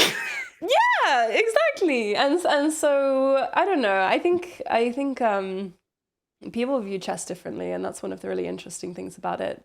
So here we have queen to d2, king to g7, which is a extremely principled move. We're not letting the queen coming in on the dark squares. Rook d1, and now bishop to g4. So actually, when I considered this move in my head, I instantly thought f3. But h3 is what was played, and I think that like they're both possible. I understand the reticence in playing a move like f3. I guess because I play the French a lot, I'm not super afraid of moving my f pawn around my king. Hmm. But like actually h3 here actually did just allow black to do what they wanted and trade the bishop for this knight. Hmm. So Yeah, I'm so surprised that that's what they would want. But yeah, I'm surprised that actually that's what White wants, I guess. right, I was surprised as well, but this is exactly what they wanted, and I guess this knight is really Yeah, this is what we were strong. talking about earlier. It's just the bishop on c8 Hmm. is not, yeah, it doesn't have much scope. Exactly, and it was looking quite unlikely to get to trade your light squared bishop for Yeah. White's light squared bishop, and so now that we've taken off, a lot of the minor pieces, even though White's light squared bishop has been very nice, it's unlikely that you're going to get checkmated at this point. Like Yeah. let's be real, you're not going to be be checkmated, and so this having this knight is seems to be a bit of an advantage. But now c4 is possible because there is no knight b4 with a tempo on the bishop. So it wasn't played. c4 wasn't played at any point, which is interesting because it was so favored by the engine for so many moves. And the knight ended up moving itself because black decided, I don't want your bishop. That's very fun. Not wanting to go into this heavy pieces endgame, not wanting to get rid of it, because the main imbalance, right, is that we have bishop for knight. I guess we've got a slight pawn structure imbalance, but whilst these minor pieces stay on, that's going to be the big difference. Yeah, and yeah. I guess also um I don't think you really want to trade pieces with, well, actually, with black, I was gonna say you don't really want to trade pieces because the bishop might With end your up being better pawn. if you can get it, since the on the queen side, black's pawns are on white squares, and a3 Mm. now fixes the pawn on light square, so the bishop might be able to attack it in an endgame. Yep. I This is predict this game nice. is going to end up being a draw because it's going to be very hard to convert it with white, even if you do trade pieces. But Okay. yeah. Draw. We shouldn't move on. Like game And over. also after a4, now we have a similar idea, like you said in the previous game, rook a5. We have another rook left idea, Yes, maybe. this would be nice to get the rook into the game, especially because this king is not on the back rank, so like there aren't really any worries about checks. So bringing the rook into the game is possible. Okay, knight Apparently e6 there, was played. Yeah. yes, apparently there's some interesting things going on in Jovanka's game, so maybe we could Oh go and yeah, take a let's do look it. We haven't had a because look yet at her game. no, we haven't, and we were following her for the past couple of rounds. So She's it's very also on nice Last Keepers for to NCL team. true, but she is kind of like a national treasure of the UK when Yeah. it comes to chess and chess commentary, and she's so good, and she's been playing such good chess this tournament so far. And so the accelerated pan of attack, I never understood this opening because why are you so willing to give yourself this isolated d pawn so early on in the game? Like this is exactly what happens, and basically. I've never seen it with this queen a4 check idea though. It's very interesting. And I guess it's to try to retain your pawn for a bit, but it seems very strange because usually like the normal ideas are that you just develop and then basically you allow black to recapture your pawn. And you play d4 and you go into an isolated queen's pawn position where white will essentially just try to checkmate you and black will try to go into an endgame playing against the pawn. So Yeah. queen a4 is not super common.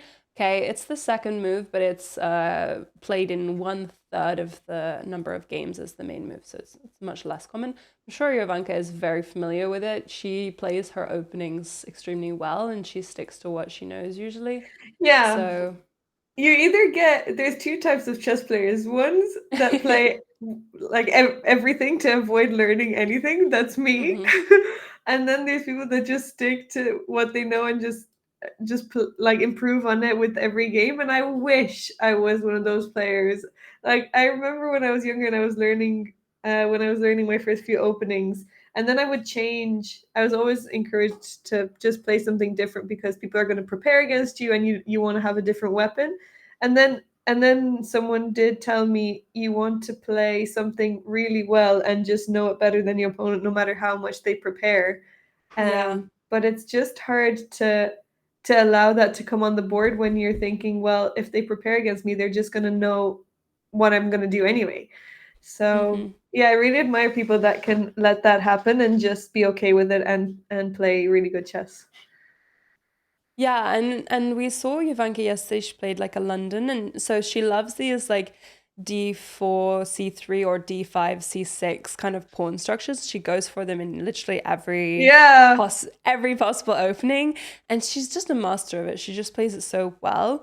Yeah, she is the Loki, the goat of the Kara, absolutely. I have her book on the Kara and the Slav because I used to play the Kara, but I realized it's too hard for me. And so here I was initially thinking immediately like instant move knight b6, but actually a6 is played and it's so much better because it's actually so much more forcing.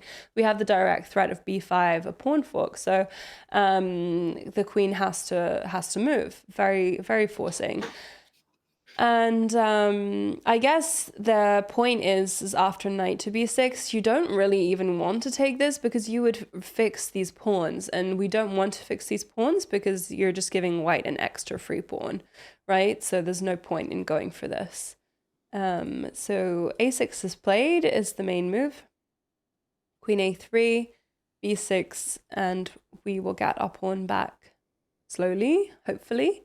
And it's really interesting, this variation that white has gone for, where they basically just do everything possible to try to keep this pawn. Yeah. Yeah. I guess it is your extra pawn. Yeah, this is true. Okay, we have chat saying the rook is unprotected, so b5 isn't a threat. Oh yeah. If you can, it's the pawn is Mm, pinned. yeah, that's true. But I The guess pawn knight is b6 is pinned. a threat. You don't want to. Wait, but actually, after b5, if they take, then knight b6 attacks and defends Yeah, the rook. exactly. So like if castles, Yeah, b5 is lost because of knight yeah, knight b6. Yeah, b6. Yeah, so I was right. There's just a bit of nuance to it. which we figured out. Yeah, definitely. Um, this is very nice. So combination of the two ideas. So moving on, we have castles from white, bishop to b7, rook to e1. These are just very, very normal developing moves. And I guess like the annoying thing for black in this position is that usually you end up like getting to play e6 at some point, but here you don't want to, and so you feel a bit maybe more cramped, potentially.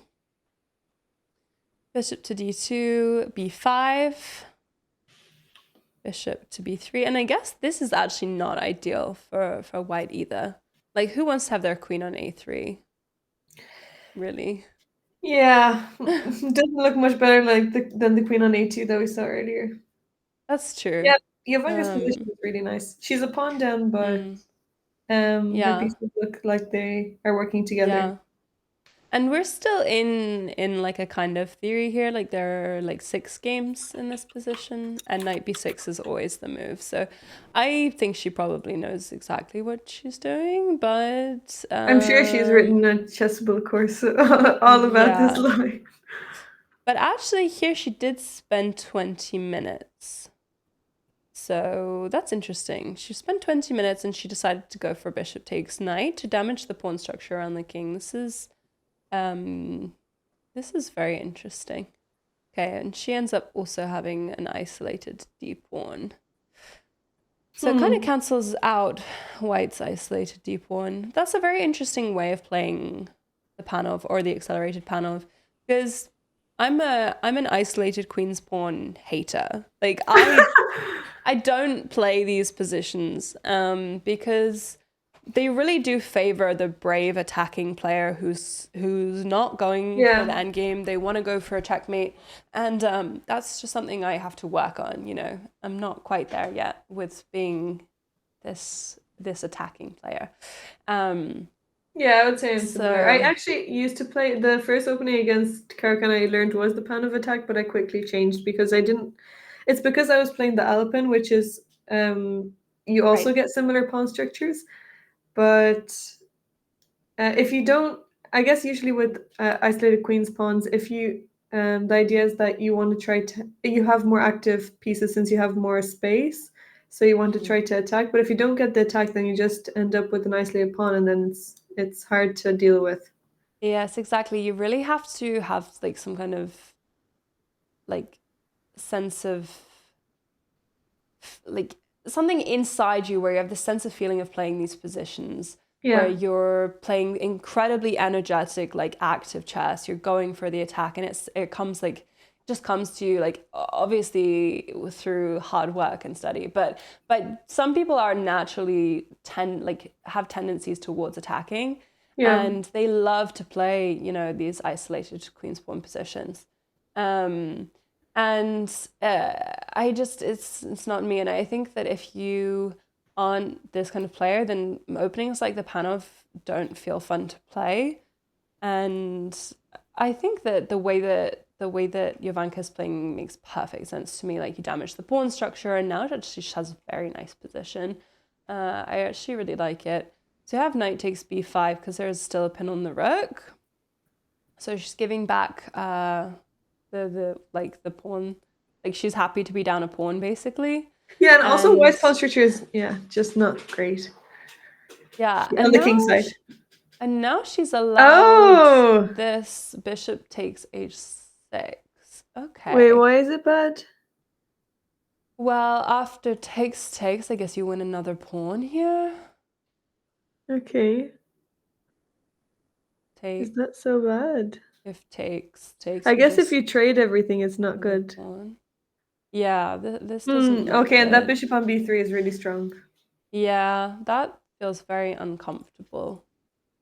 So she spent 15 minutes here and played bishop h6. I wonder what the move was. Um, just a takes b and then exchange sacre. Oh, you can't take it because actually the knight. And then here. Actually, this is really tactically interesting. So queen takes, knight Oh, takes, rook takes, okay. And bishop, you have rook how many? takes. You have a Yeah, rook and a rook piece and a bishop for the and a queen. pawn. So this is what she had to go for. This is actually really interesting because it's so imbalanced, but it's not that easy to play either because like as soon as like if your queen tries to go anywhere, then GG. Yeah. Already Yeah, this is yeah, I bad. guess the So bishops are just much yeah. stronger. Yeah, you have to start with something like king 2g7 so that your queen is liberated and just the threats are there, right? White gets a Yeah. ton of activity. How are you even going to defend that? Oh, you can play bishop e7 to block the rook. I don't know. It's not fun. It's really not fun. Yeah, I mean, um, always with these imbalanced positions, mm, if you don't have more pieces with your queen, it's the queen can't really do much on her own. yeah, exactly. And there's no checks because the bishop is such a good defender and it's actually very annoying to play. So yeah, this is a very challenging move from the opponent. And bishop takes h6. I guess the opponent is calculating lots of things here. It's lots of things like rook e4 is a move as well to look at. I suppose it's quite interesting because if takes, then you can take here. And now there isn't any of this going on because the back rank is defended. But this bishop is terrifying. Like Yeah, your yeah, the your dark squares are not looking good. Yeah. yeah, your dark squares are really not looking good. Um, so I this is like my worst nightmare position for having knights versus bishops because these knights are so much worse. Yeah, Knights are really only good if they are like if the position is closed. outposted and yeah, but like even in like a more open or semi-open position, like if your knights can't be stably like kept like outposted somewhere, they're almost useless, you know? Yeah. Like these knights are just so vulnerable to any kind of attack and it's not easy for them to find homes. Um, so this is a bit uncomfortable for Jovanka, unfortunately. Should we take a look at board one? Would you Yeah. like? So board one is actually the camera that we have up anyway. And we have this transformation with. We have had this transformation with bishop takes e2 that we talked about earlier. Oh yeah. And rook f8. And yes, this is kind of where we were up to going into this endgame with the two different minor pieces, fixing the pawn structure on the light squares. And we have a little rook lift to e3. Nice. So The whole yeah, theme this of is the today's stream. the theme of the stream is rook lifts today. You know, somehow there always just manages to be something that comes up I every know, it's every true. I think time. it's wait, what is there's something it there's a term for this. Something bias? Oh, confirmation bias. Confirmation Yeah. bias. Yeah. Yeah. Yeah. Um I think that you're right. Yeah, this is maybe just confirmation bias because actually I think maybe the theme yesterday Rook lifts. was also rook lifts. Yeah, Okay, but I or think in not that rook one lifts but rooks in general. there was a random rook on b5, so I think that one Yeah, makes a bit more sense. But no, I mean today there was a4, a5, and now yeah, I guess we are very focused on it. yeah. Um, I guess another theme maybe is going to be knight versus bishop. We'll see how some of the other games go. Yeah. Yeah. get another bison. Hmm.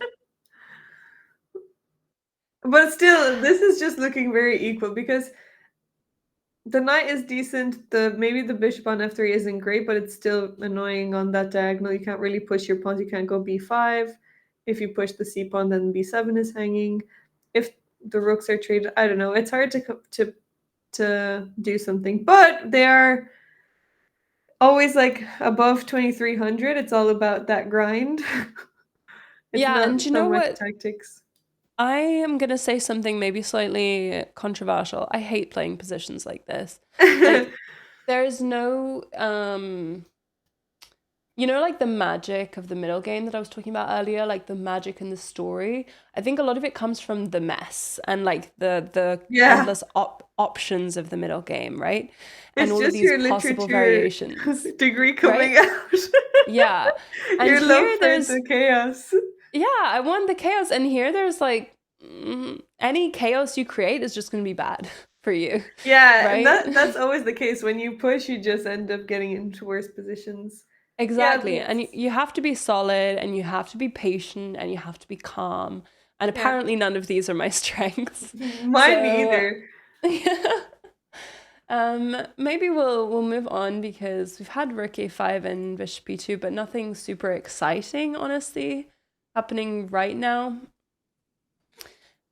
Maybe we can look at Alexandra Prado just because I think that her game is moving quite quickly Okay. and uh, she's making some progress. Actually, so she played my idea of c4. Maybe she'll try to play for b4 and like some kind of way to open up the black king. I don't know. Yeah, I mean, I think it's the only thing that you can go for because Hmm. black is also attacking you and you need to do something.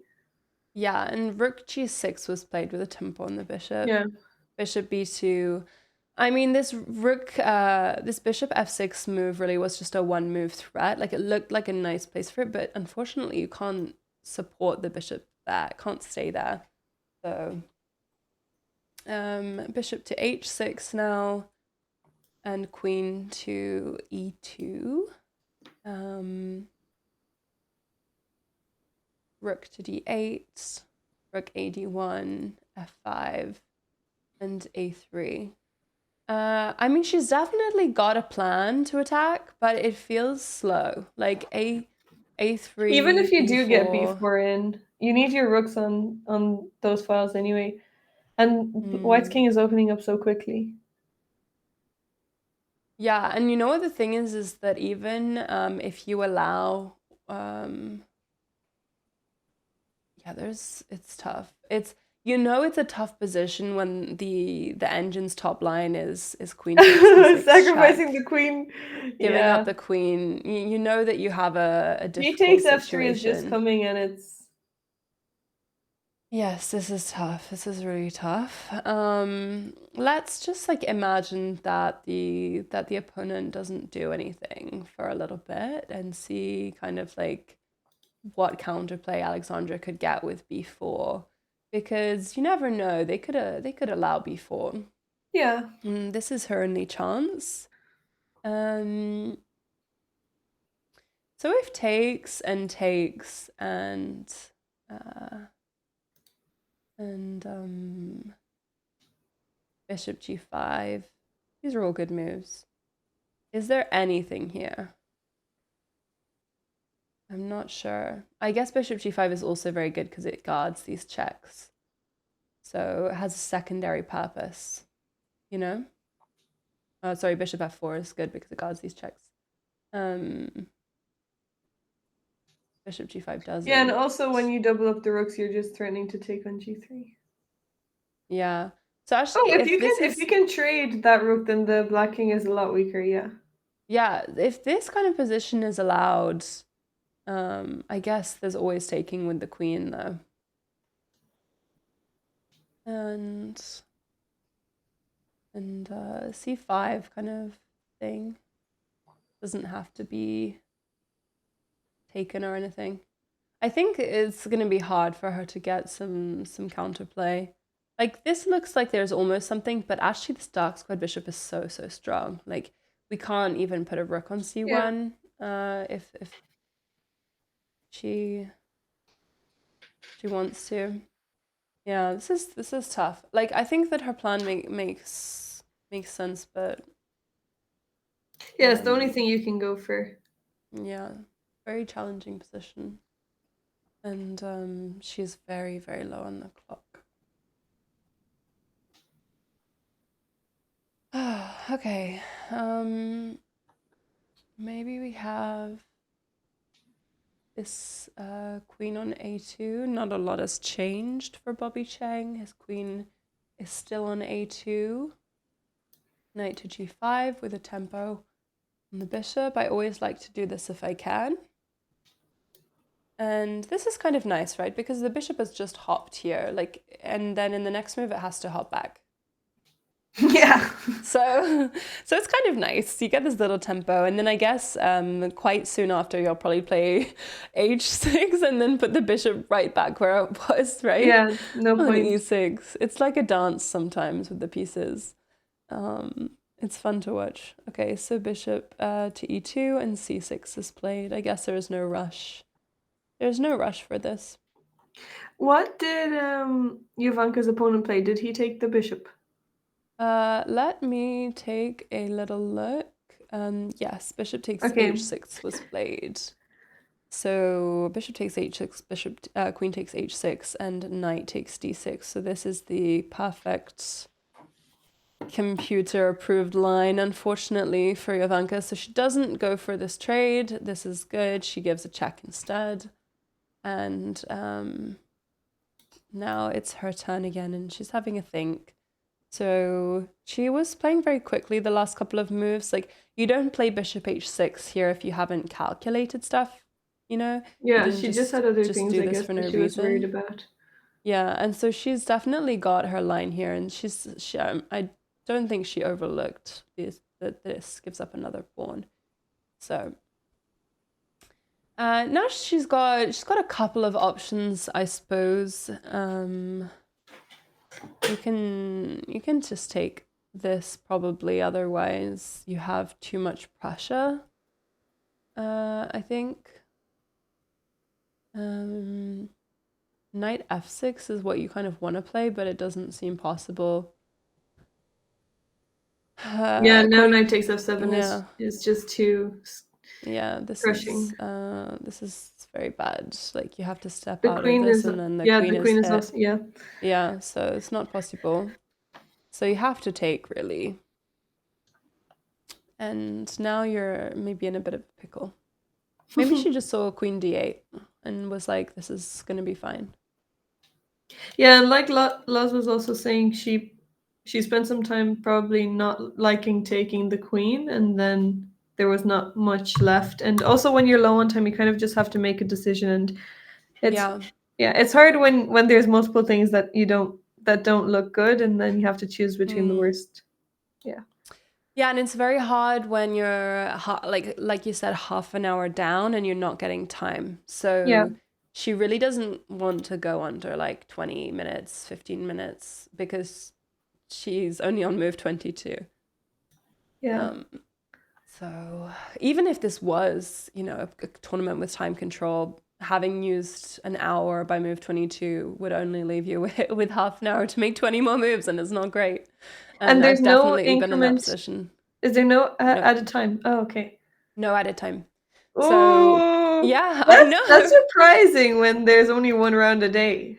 Yeah. Oh, well, actually, a couple of the days there's 2 rounds. Oh, right. Okay. Yeah. Yeah. But there's only commentary for 1 round a day. Okay. Yeah. And today there's only one round? Yeah, Or I are there believe there's maybe 2 today. Okay.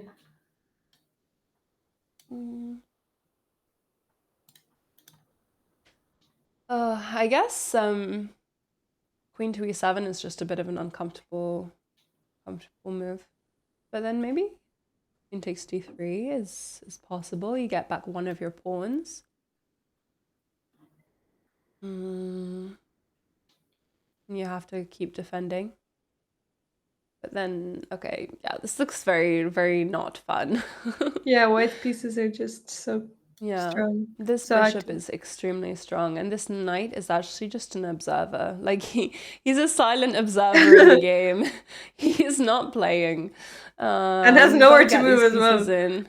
I know, and he can't go anywhere. This is what I was saying. Knights really need to be like, they need to have a support. Knights and pawns are Yeah. friends. They're really friends. Okay, so I mean, she's thinking, she's deciding. She probably realized that she just has to play this, and she's probably unhappy about that. But um, sometimes you don't have a choice. Maybe we'll just take a very quick look over at Mr. Dodgy's game. Yeah. Just because, just because, just because. So it's a open dragon, and we can skip through this opening because it's very standard stuff. For those of us who are dragon players, who I'm not. Mr. Dodgy likes these kind of dragon positions. I find them very scary. But whatever, I think they're scary for Yeah, we both have the sides if same that's side castling possible. again.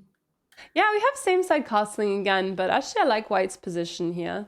I don't know about you. Like, even though the bishop, almost all the pieces are on the back rank, like I actually really like this. Maybe you go for like, I don't F4. know, F4 at some point. Yeah. I was Maybe. I guess the very rook is on e1. Maybe it's not so good. I was like really tentatively looking through the engine lines to see if any of them said F4 and none of them did. But I was Yeah, like, yeah, I think surely with you the have to rook go for F4 with the rook on at some e1, I think point. it's not Yeah, great. this is true. It's not as strong. Knight to c4, c3. I guess you just want to dull this bishop, but it seems a bit of a passive move, I guess. And then bishop. Oh, okay. So bishop takes d5 is strong, apparently. And actually, I allowed this kind of thing to happen. I had one dragon I played against this one time, and I allowed this kind of trade to happen for my knight. And then this pawn ended up actually not being very strong. Yeah, it becomes a target.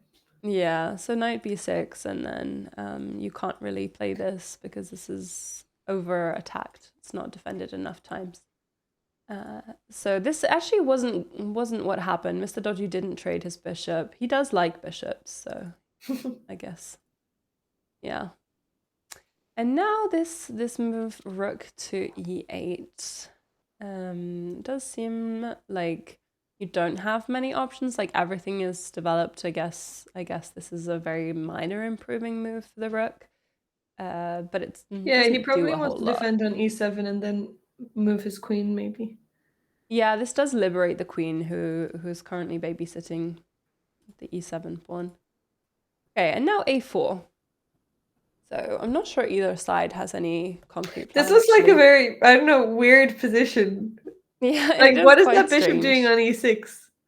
Yeah, I think the way I would describe this position is congested. Like you like there's a lot of traffic, right? You feel like you're stuck Yeah, in a traffic jam with all of yeah, these pieces here. Like there's not a lot of space for them to move around in, and kind of the opposite of that game we were talking about earlier where there's nothing to do. yeah. Here it's like, as a weird result of there being too many pieces, it's very hard to find something to do. And somebody said, what about like queen d4? But I guess I'd be afraid of like any discovery. Yeah. Then maybe just knight takes knight and then you lose a piece. Yeah, I think you're just worse for sure. So bishop takes finally, and now becoming a bit of a target. And here actually, Lena found the top engine move, which is very exciting because it's the only move to have an advantage, and then that's g4. Oh, Right? nice. Surprising. Quite surprising, I think, that this is such a strong move in this position. But it is the only move to get a +1, a little edge. Yeah, that is it. Yeah, that is surprising.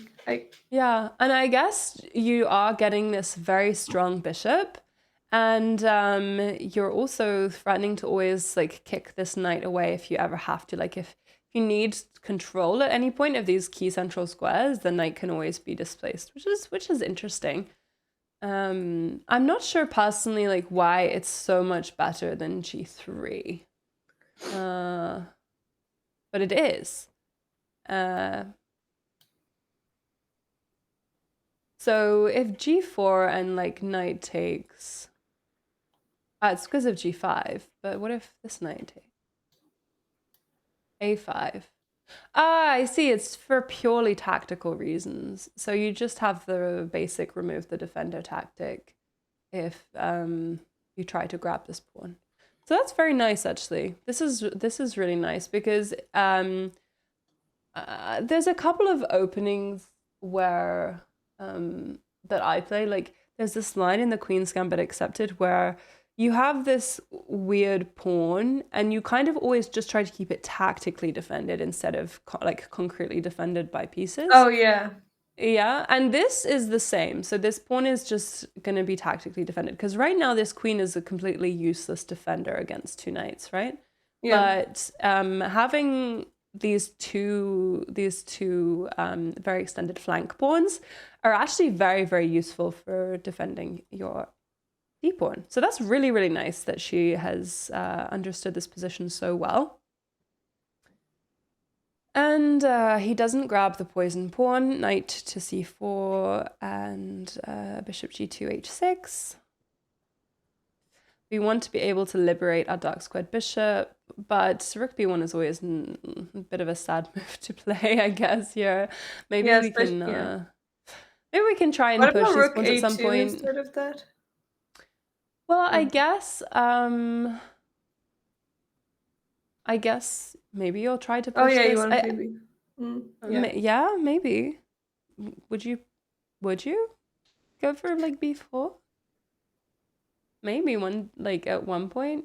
I think it makes sense because if rook a2 and you develop, then your rooks are no longer connected. Yeah, I was thinking then we play b4 and then rook e2. Just to double. That's a nice idea. It's very creative. I just don't like the rook on b1 because also it's gonna take. Yeah. I mean also the work on a2 is none. Yeah, I guess it's also just a prophylactic move for the bishop, but Yeah. but yeah, we definitely want to be able to develop this dark squared bishop on c1, and the rook goes right back. Okay. Okay. Okay. Maybe she realized she heard us speaking. Yeah. She was like, "Wait, actually, you're right." She heard us and she was like, rook a2 would be better, Diana. You're right because it defends a4 from the queen. No, that's actually a really good point. That for very simple reasons, it does just defend a4, I guess, in this position, and a6 and a5. But okay, like hear me out. Can you not just play a5 right away and stop yourself from Yeah, you dancing with the definitely rook? can. Yeah. So Maybe she didn't like the queen coming to a4. I don't know.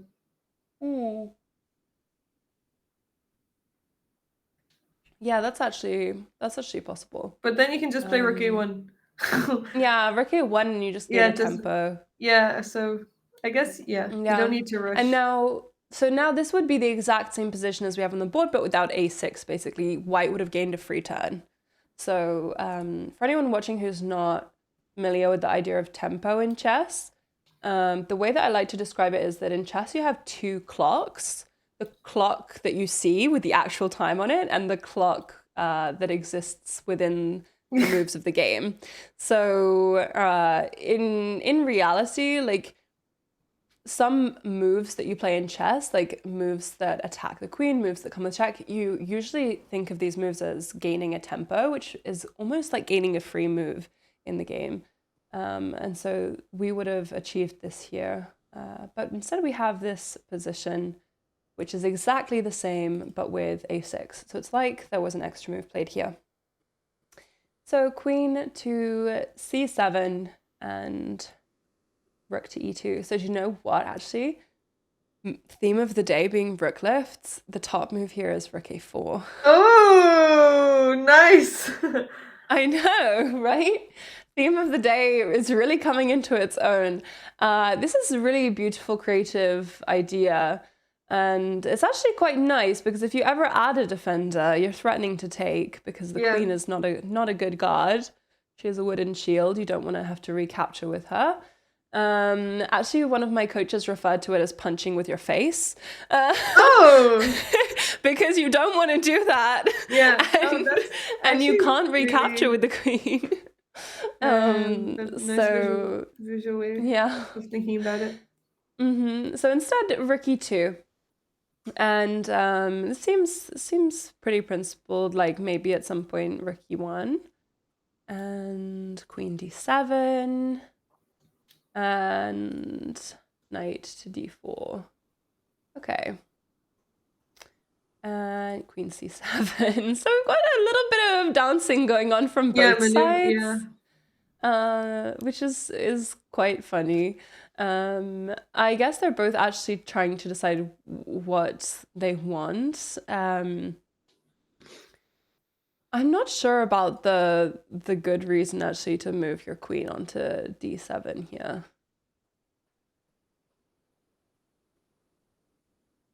Like the only I thing to guess do you is wanted to really protect the to knight with the rook discourage. instead of the queen. Right, totally. And I guess But you're playing we against the didn't. rook lift. That's true, actually. That's a very creative idea, is to just completely say no to the rook lift. But And you're also, I guess, putting pressure on G4. I guess after knight to D4, you're no longer playing against the rook lift because it's no longer possible. So actually just going back is fine. Yeah. So yeah, Queen C7, and we've got knight but back still, to Queen B3. C7 is a weird move to play. Wait, they want to draw? Yeah, I am getting the feeling that they're both kind of trying to see if the other is up for a draw, and I don't know how to describe this to non-tournament players.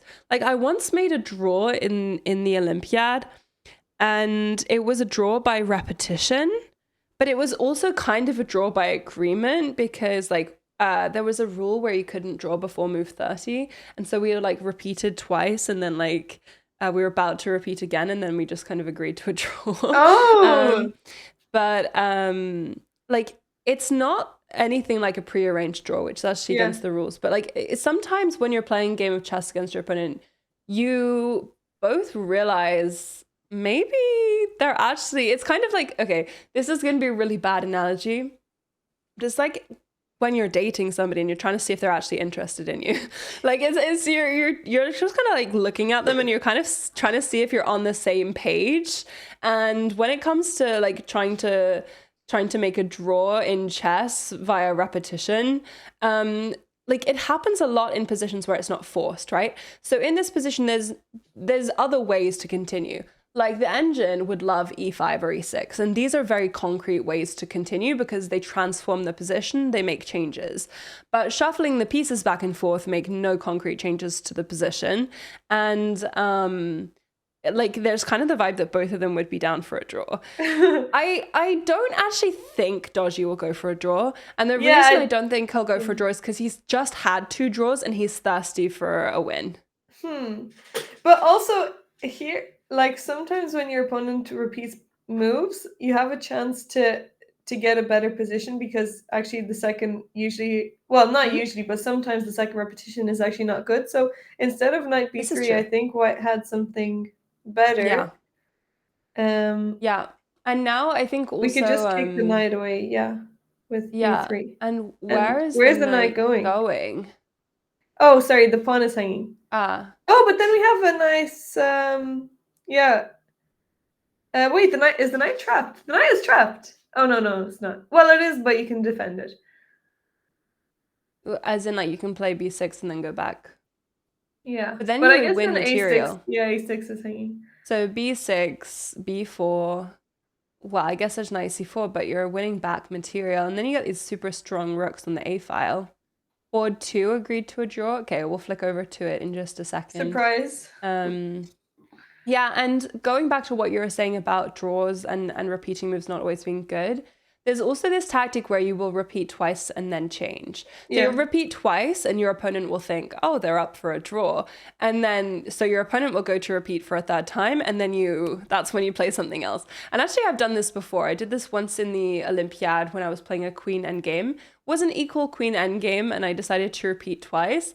And then instead, we were just about to make time control. So it was the final move I had to play to make time control, which is exactly why I repeated twice, because actually I really had to go to the bathroom and I didn't have time to get up because I only had like 1 minute or something. So I just ended up repeating twice and then I gave a check and actually managed to win that game. So it was definitely nice. worth playing on. We can flick to board 2 because there is an agreement of an agreement of a draw. We can go back to where we were here. I think knight to a5. This is kind of the last thing we looked at. The knight came to d2 and c3. Yeah, we were around here after this trade and a5.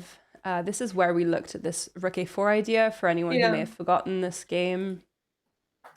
Queen to b5, rook a4 played anyway. I guess this is just a very, very active rook. Queen takes b2 and c4. And then queen to c3. Curious. The queen is in enemy territory on her own and defending the pawn. So it's really interesting that the preferred move is just to keep pushing because it does seem to be a free pawn. Then and if takes, I guess d6. Oh, d6 is very nice. Oh yeah, that's a nice one. And you will and b7 is also hanging, yeah. Yeah, this is a really nice idea and very, very creative way to play the position. But I guess it's very, very human to play a move like bishop to e2 because really White doesn't have any big problems in the position. They also have the bishop pair. And then queen to b2 is played, bishop to f3 is played, queen to c3 is played, and they agree to a draw. So they start to repeat, and then they have draw by agreement, which is so funny because the engine hates all of these moves. The engine is screaming at White, like, no, play for a win, like, push your c-pawn. But I guess what we were saying earlier about pushing too hard and then regretting it, this is something that's very much on the mind of every chess player. Every chess player who's played a couple of tournaments, it's a rite of passage to push too hard and regret it. And especially since it's a double round day, you don't want to tire yourself out too much. That's actually very true. Yeah, that's really true. Okay, so board 2 is over. Huh. I'm very curious, I'm not gonna lie, about Alexandra Prado's position. Yeah, let's go for it. I think that there's a lot going on. Okay, rook dg8 is played, rook g1 is played. I think this is quite like forcing. You have to defend. Bishop to f4 and f takes g4. Yeah, this is terrifying position to have as White. This is very, very scary because your rook is tied to this and your pawn. king is just has no pawns in front of it. Super interesting actually that in this position rook h6 was played instead of taking back. So this would have been possible as well. Rook takes g4 is possible. I guess maybe you're afraid of queen here. But actually there's no threat because the rooks are still connected. And I guess trying to trade things off is the way to play that.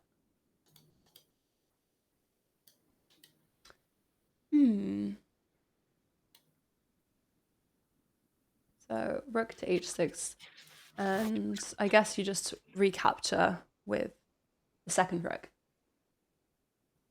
But I think in this position, like a move like bishop to c1, now you can't avoid the trade because of the skewer, right?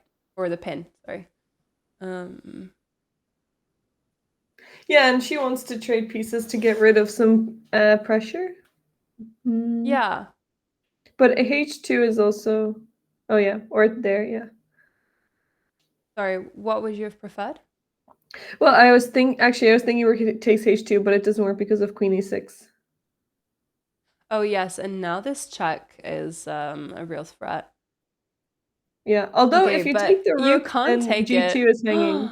Yeah, and then mate. This is Oh, forced there, queen mate. f3, beautiful move. Queen f3 because of the pin of the pawn. Yeah, but Wow, you can this also take is on g2 and it looks crazy. crushing. So actually, queen takes e6 is Yeah, not even this that. is crushing too. Yeah, this is Yeah. her king is too. So here the move is knight takes f5. Um, apparently. And now rook takes g2 is the way to maintain your advantage. And rook g6. It's interesting because there's still a lot of checks for for white, and you can maybe you can't get away with taking here and stuff like this. Your king is so exposed. Your king is so Yeah. vulnerable. In reality, it's very scary. But I guess that's the best that we can hope for, unfortunately. Um, And she's down to 5 minutes as well. yeah. Okay, let's go back to board one for a little moment. Board one has been less exciting today. um, okay, so we were around here and we had this little rook lift. This is where we left off this game. We had rook a5, bishop e2, and knight f4 with a little tempo on the bishop, and then bishop f1. Okay, so I think this is going to be either. Yeah, the rook is coming to g5 now. Black. Yeah, and actually this is a very creative way for black to play. But I actually think they didn't bring it to g5. I'm surprised though. It's a fun idea. h5 was played, and then Rook back. f5 was played. So you can just force a queen trade if you like. I don't know. Do you do it, Diana? Yeah, actually with white I would want to trade queens because Mm. I prefer the endgame, but with the rooks I want to trade queens and rooks. Well, actually do I? I don't know. This is looking very equal. Yeah, you're almost forced to play like rook d8 here or you lose a pawn. I guess knight to b6 is possible too. But it does feel like the bishop is better, Yeah. doesn't it? Like now you always have the threats of coming in here and winning material. So you have to play king f8. I think this seems nicer for white. I like these pawns. I like our active pieces. It's quite nice, but I guess it's not very straightforward for actually making progress. Yeah. Yeah, and I think chat is saying this looks pretty balanced. This is the right way to describe it. It could either be a very, very, very long game where someone tries slowly to improve, or maybe it does just become a draw after some trades. It's hard to tell at this point. So, maybe we don't have board two anymore. Maybe we go and take a look at Jovanka. Yeah, let's do it. I mean, I think I was looking at her game. I think it's not looking good. Okay. I think it's close to game over. So she's played knight d5 and she has avoided making this trade. I guess she's hoping to play for this checkmate, right? I don't know. And trades. Okay. So she is just down a piece, right?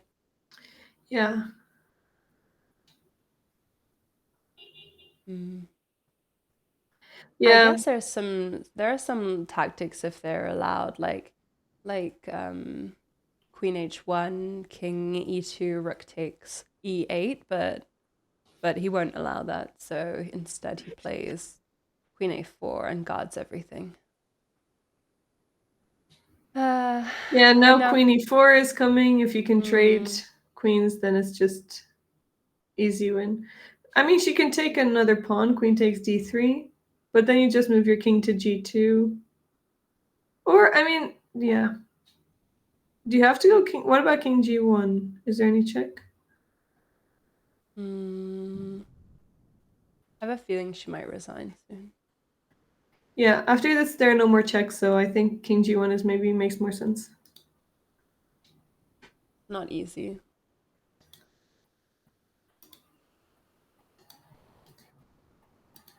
Oh, feels bad. Yeah, it's not nice. No. Honestly, like, it's very hard to see at bishop h6 how you're just gonna end up down a full piece, right?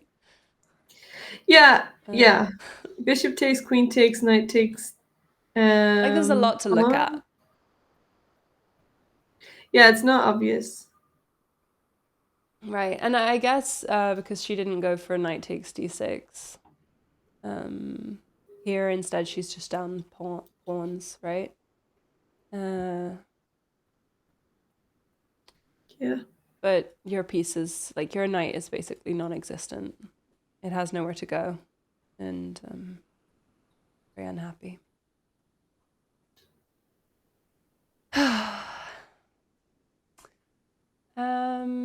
Okay. Maybe it's time for us to take a quick break. Yeah. Uh, just because it seems like a lot of the games that we're following, people are having a bit of a think. So we'll be back in 5 minutes, hopefully with some exciting changes to the positions.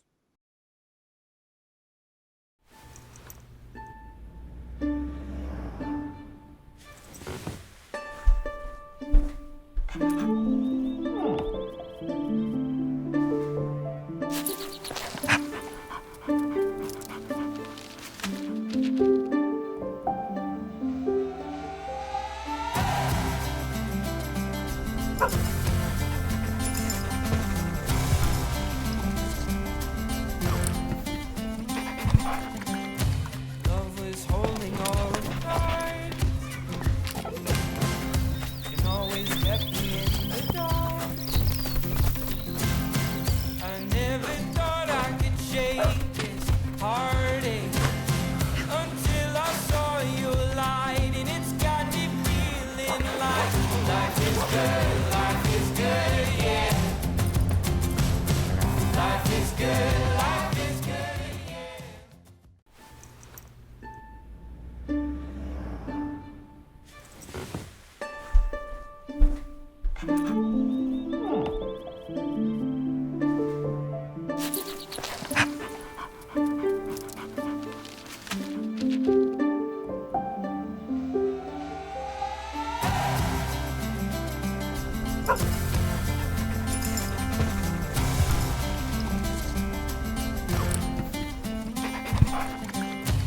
Love was holding all the cards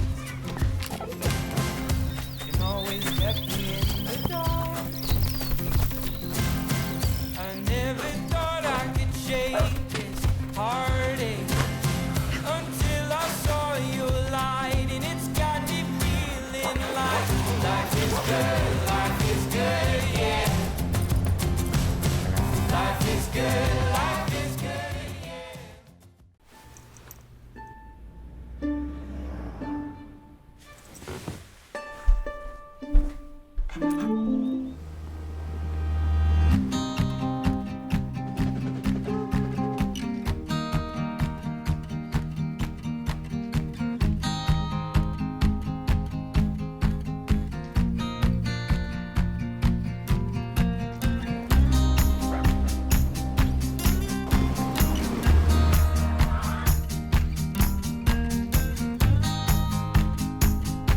Visit isleofwight.co.uk.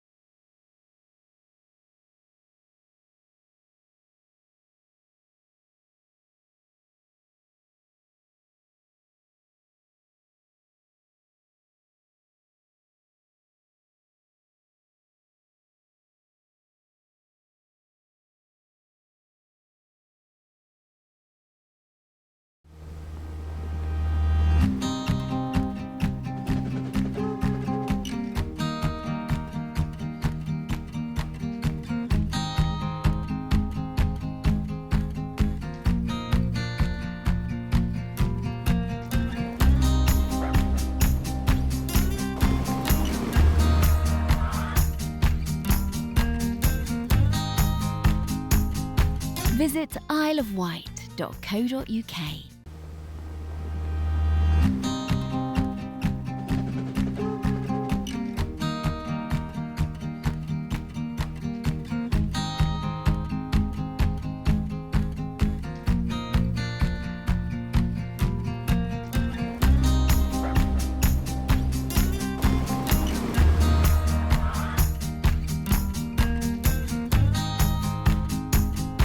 Visit isleofwight.co.uk.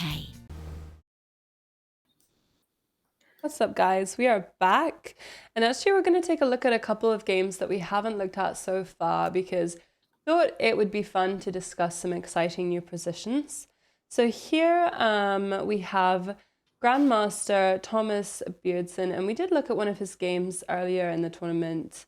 He's currently on 2.5 today, playing against WGM Victoria Radeva, who's also on 2.5 points.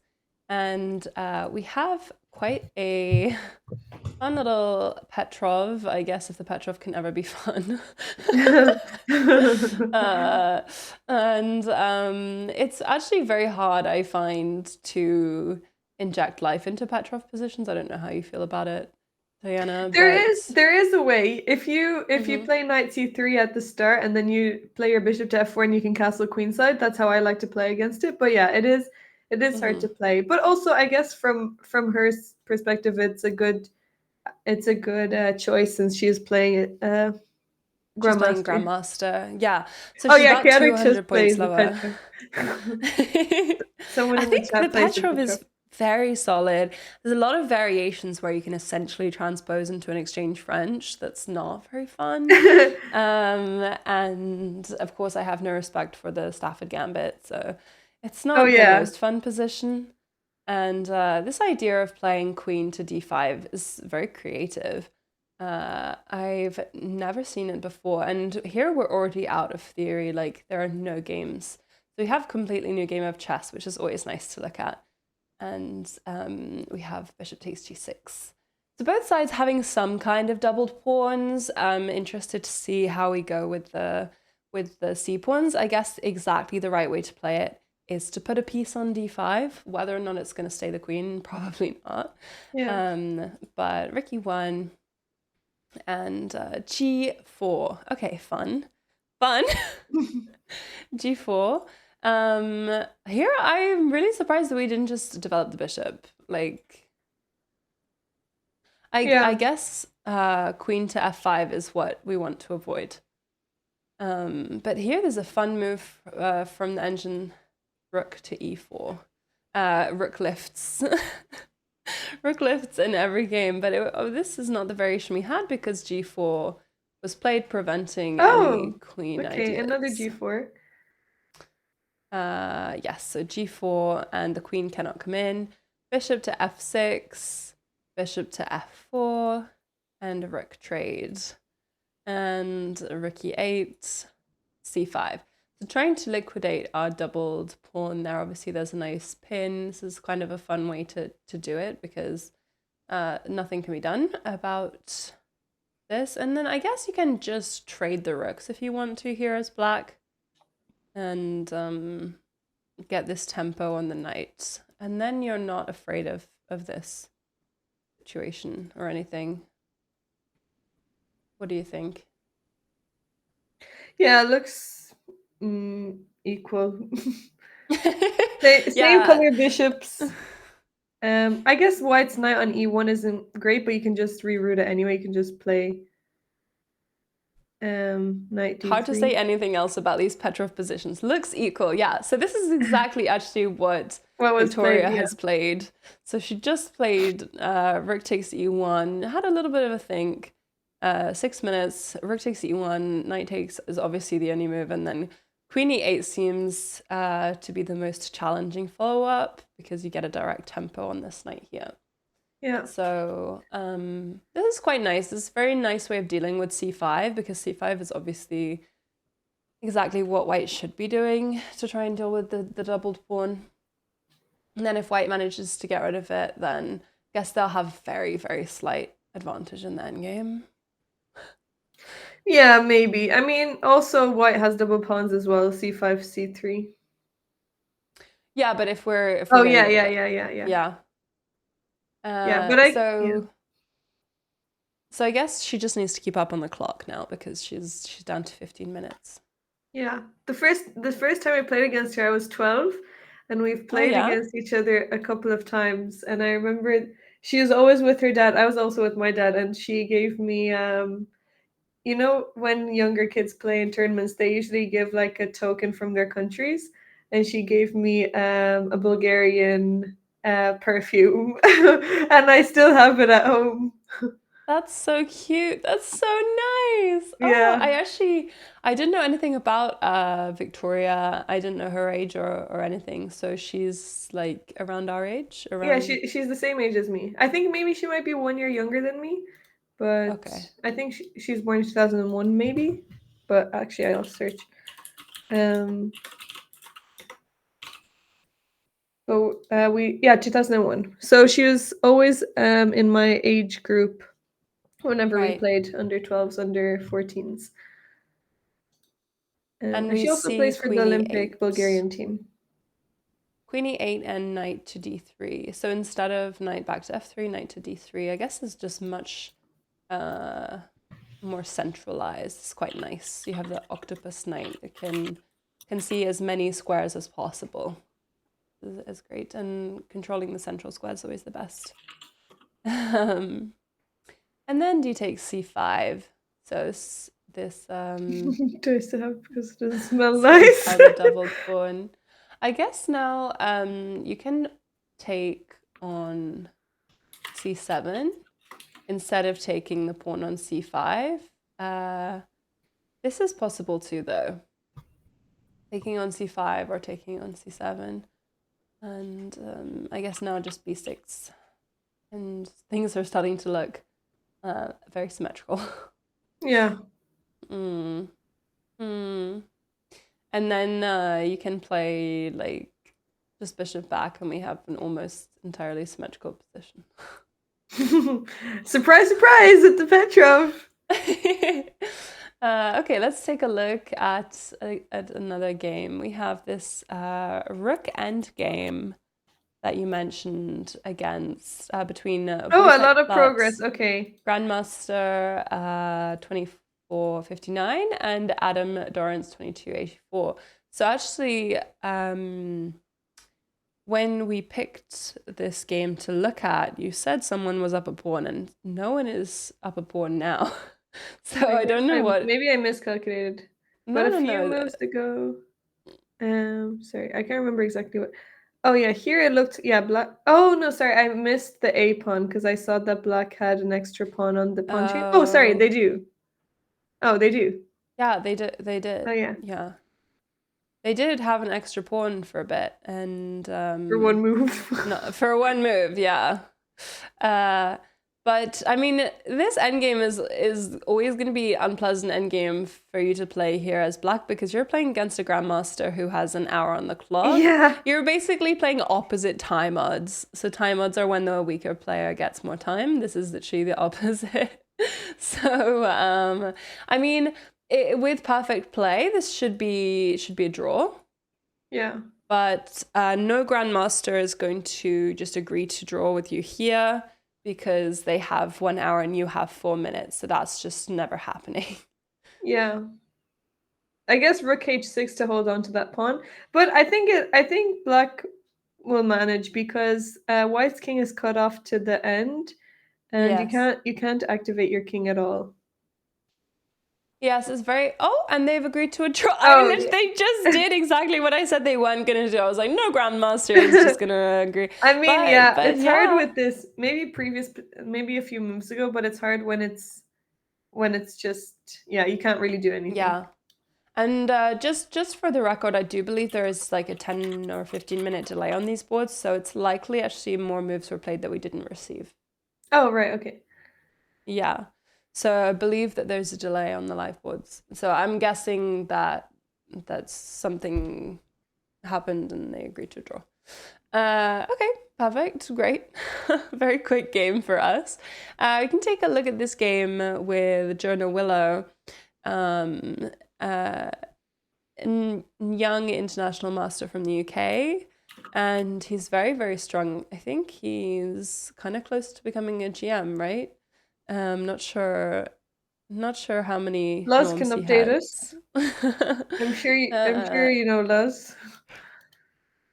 Actually played and beat Mr. Dodgy in round 1.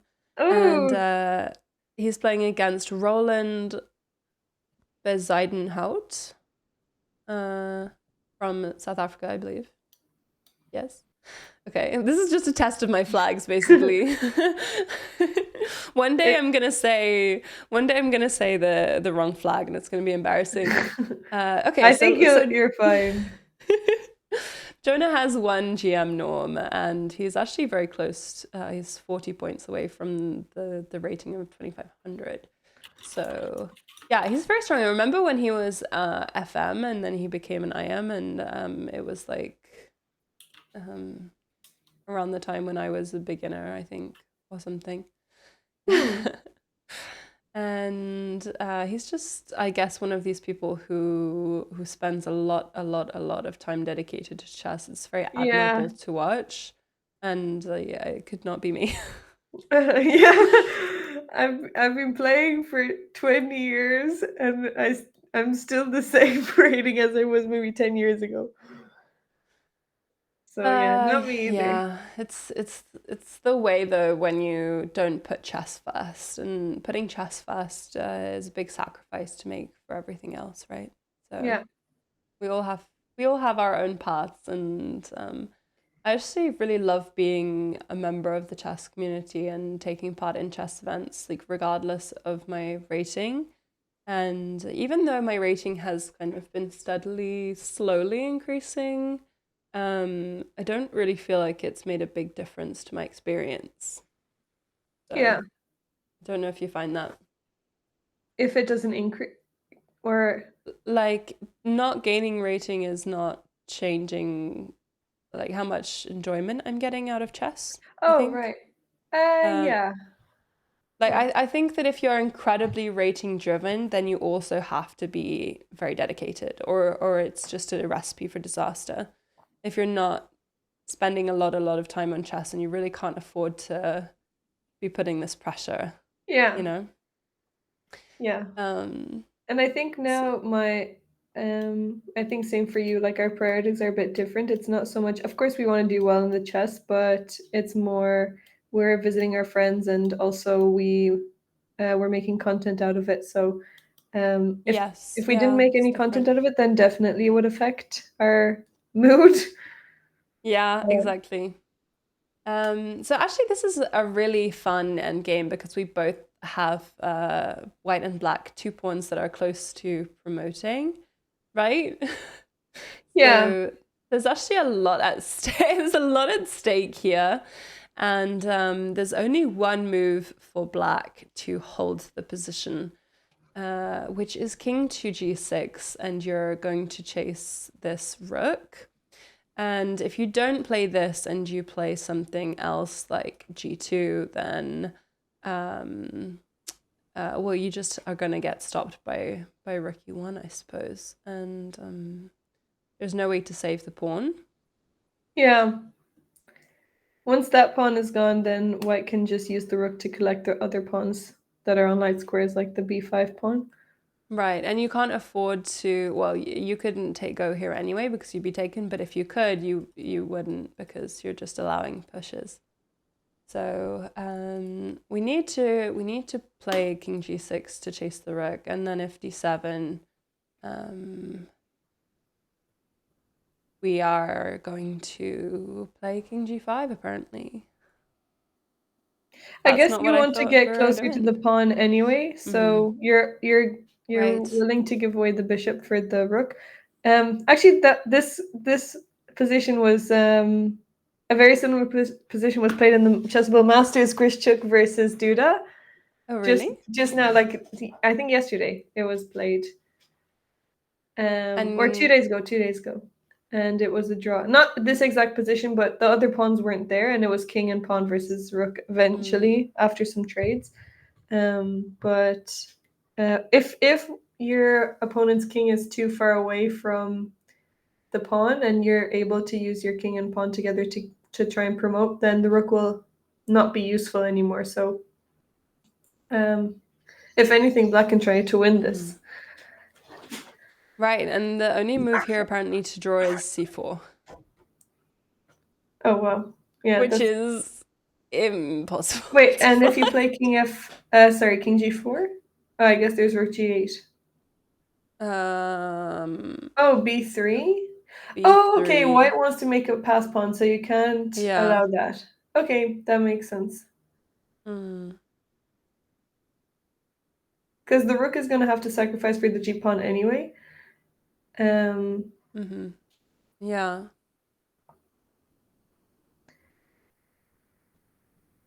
But that's difficult, yeah. c4 to stop b3 is hard to see. Yeah.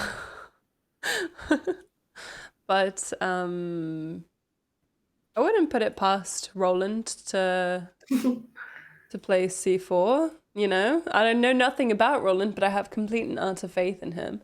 He found king g6. Yeah, so you why found not? king g6, that's good. Yeah. Why not? This is actually the kind of endgame that blows my mind. It's the kind of endgame that feels like no human can play it and win it, or play it and draw it. But there's something so technical and like sterile about endgames where you just simply have to do the right thing and there's no room for discussion.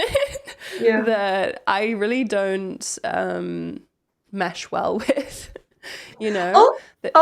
Sorry. I was just going to say, Yeah. I think Alexandra's game is actually not as bad as it was when we last Oh, looked at really? it. Okay, hold on. Let's take a look at Alexandra's game because this was a very... Oh my gosh, it's gone back to a draw. Oh, and black has made a horrible blunder, apparently, according to the engine. So okay, bishop to h2. So let me just go back to where we were. So here we were with rook h6, and h3 is played to prevent rook h2, and f takes g4. And instead of taking back, Alex plays this very tricky move, which is knight h5. The point being that if you take, then I'm going to check you, and this actually like makes a lot of sense, right? We don't want to be checked and lose our rook. The thing is when you're playing this position, you don't know that Stockfish is telling you that you're still -6 winning and crushing, and that if you play queen e4, you're probably going to checkmate. Like, this is not human. Like, this is not human by any means. And you have to play very accurately as well to retain that advantage when you're down a rook, down an exchange.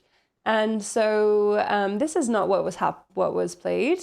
And instead, bishop h2 was played with a tempo on the rook, trying to remove the defender from g2. So of course, you can't move the rook, right? If you move the rook, you're going to get checkmated probably.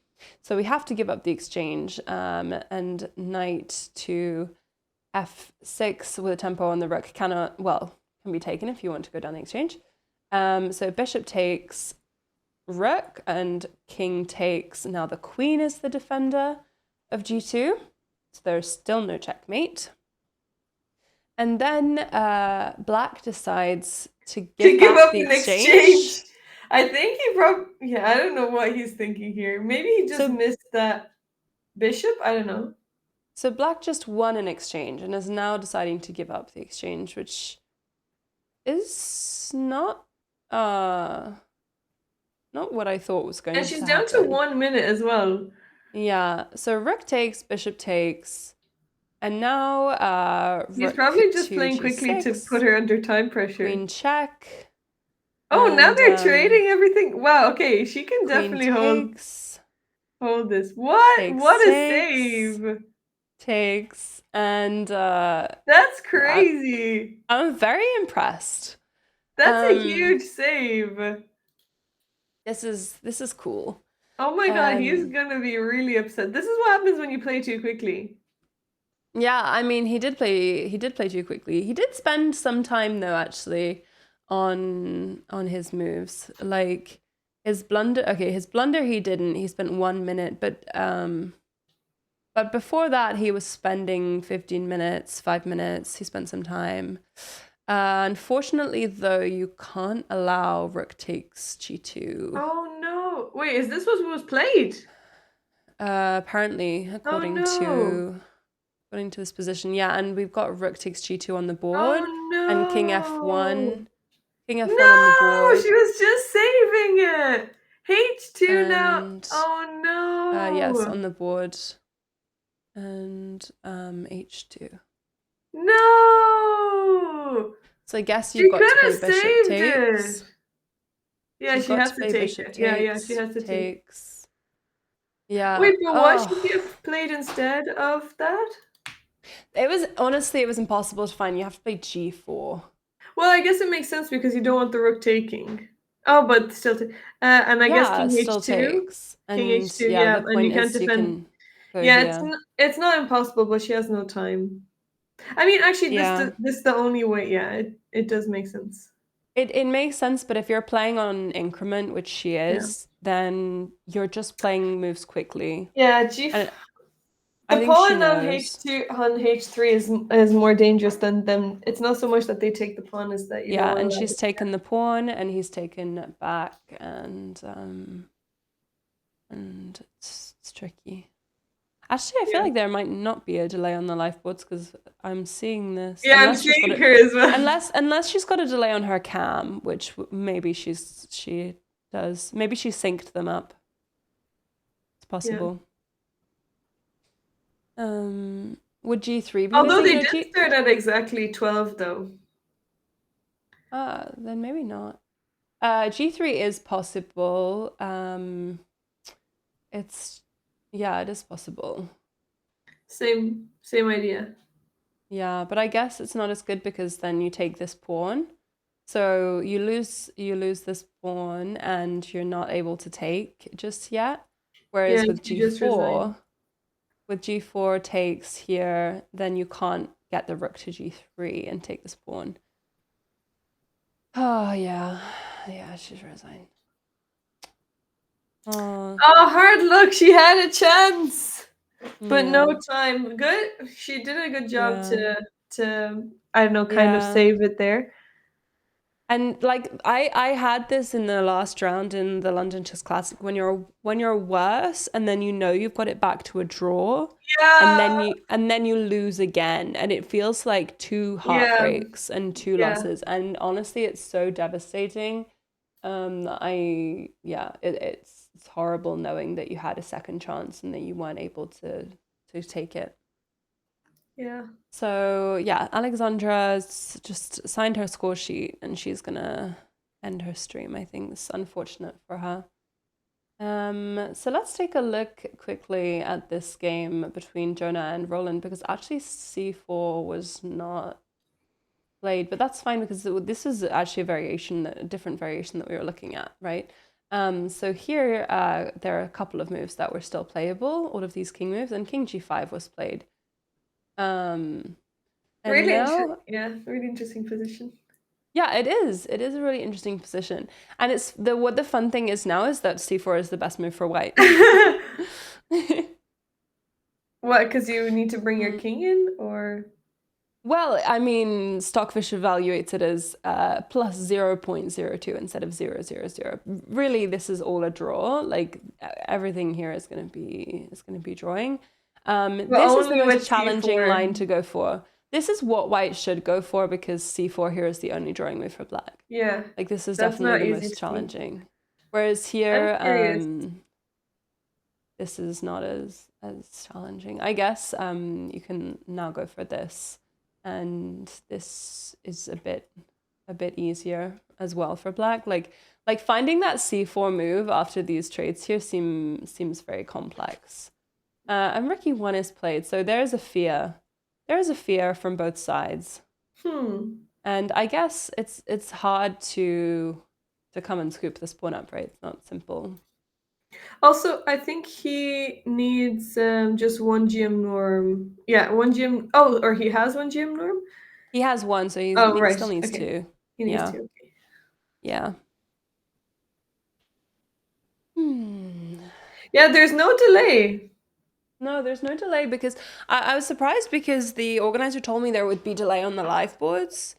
And so he said, if there's going to be delay on the live boards, can you have delay on stream? And I was like, no. But if there's a Because delay on the live boards, then there will be a delay on stream. yes, but like a delay on the cameras, like on the live cameras. Oh, sorry. Um, Okay. No. Sorry, I didn't explain it well, but basically, if the cameras are coming to you directly, you can see the moves ahead of the Oh, delay, yeah. which kind of undermines the Yeah. delay. But it's honestly never a security risk ever because nobody is playing their game of chess and then going and looking at a Twitch stream to see what like two random commentators said about it. Yeah. Like I no one is think, yeah. doing this. I think it's when it's broadcast in the big hall, like maybe, I don't know if that's part of the area that It's you in a can go. No, it's in a different Okay. place. Yeah, It's in a different then place. there's no risk. Mm.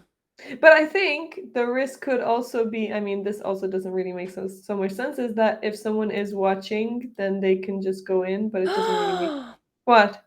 White has made a mistake, Oh, a slow king move. G2 oh, is now black played, is winning. and king Oh my d2, goodness. and black can play king f3 and has an advantage. And the Wow. bishop will go to maybe not. I was thinking bishop d4, but you need to keep an eye on that pawn. Oh wow. Okay. Wow, So okay. the king will just go to f2, I guess. Mm. You can't do anything. No. You're too slow. Like if like let's say nothing happened and you could come over here, like oh, you're still too slow. Okay. You're too tempy too slow to save the promotion. Okay. You have 3. Wow, this is going to be a huge win for Roland if he converts this. And I mean, king f3 is on the board, and now these checks don't actually do anything. Like you can even just play king f2, and if they keep going for checks, you can come here and you can just hide behind your pawn. Yeah. And then if The you H1, go here, yeah. and then you can just simply promote, and this is Yeah. going to be winning. Because you have stuff, right? You have another passer, and White's king has to take a very long journey to access these, and cannot escort this one. So yeah. Well, I guess rook e1 was just too slow. defensive. Yeah. I guess though, if we go back to the position that we had with king g5, I guess if you're looking at this as white, it does make a lot of sense that you don't want to go for this, because even though they have to sack their bishop and you come back, you're thinking in your head, if I sack my rook for this, they have another passer, right? Yeah, but That's what you're thinking. Yeah, I think it's this is probably always going to be a draw because you have to rely on worst case checks, but I think you have enough time for your king to come in before you have to sacrifice your rook. Right. Whereas here, it's no good. You're going to be the one sacrificing, and the bishop is still here, and the bishop... the difference here also, I guess, is that the bishop can always just take, and it's not going to be a sacrifice even. Yeah, in the previous one, the bishop is already off the board, but now the bishop is still on. Yeah. Yeah. Oh, and now if bishop We just to have bad luck. G5, any game we click on is something Jovanka, horrible happens. Alexandra, and now Jonah. Who do we want to lose so that No. Oh.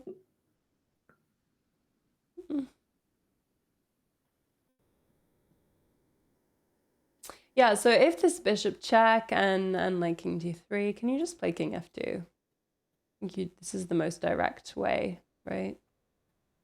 Yeah. And any kind of like movement, you're just gonna promote. Then I guess you have to be a little bit careful here about white creating another pass pawn.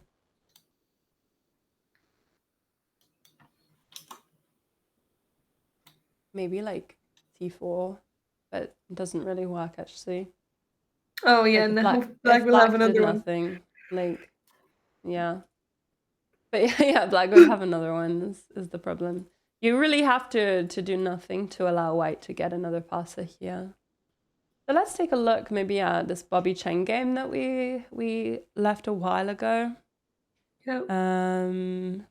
So when we left it, c6 had just been played. White finally castles, and b5 taking some space on the queen side, b3 preventing more, preventing this knight hopping into this outpost really, and then h3, rook e8, knight to f3. So black didn't even have to play h6 because really this knight doesn't belong on g5 and should come somewhere else, just control central squares as well. Knight e4, rook c1, bishop d6 trades, and shuffling the pieces. Okay, f6 is a bit crazy, right? And there was a slight miss He was here. just finding that knight too annoying, I guess. Slight miss here because apparently we can take, and if takes, of course, we will Oh, nice. not Oh, do that queen because is the queen is yeah, defending. yeah. My bad. The queen is defending. But okay, we have a nice knight, and it's well placed to defend, and there are not going to be any checkmate threats. Yeah, it's hard to see why this is so much better. I guess what you really want to do is get rid of the strong knight. Sorry. Without having like too much of a clump here. And now the trade happens, but I guess rook takes is also possible. Another potential rook lift, but maybe it's not so good. Bishop takes, and you just can maybe start to make some threats. Yeah, although black is down on time by a lot. Bishop takes is played, and a4. Yes, black only has 2 minutes. How about, does Borna have any IM norms? How many does he need, Laz? we'll ask you for the 4NCL team update. Got the insider knowledge.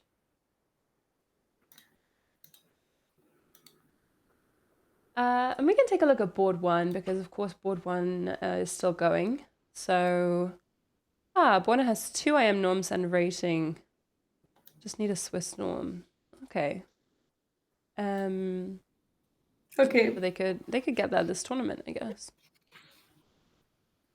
So board 1, let's switch to board 1 cams. We can see them both having a big think. We have f5 and a queen trade. Just as we discussed, we went for the queen trade, and the bishop is very nice on this long diagonal. Nice long range piece. Now queen f6, just stopping any nonsense.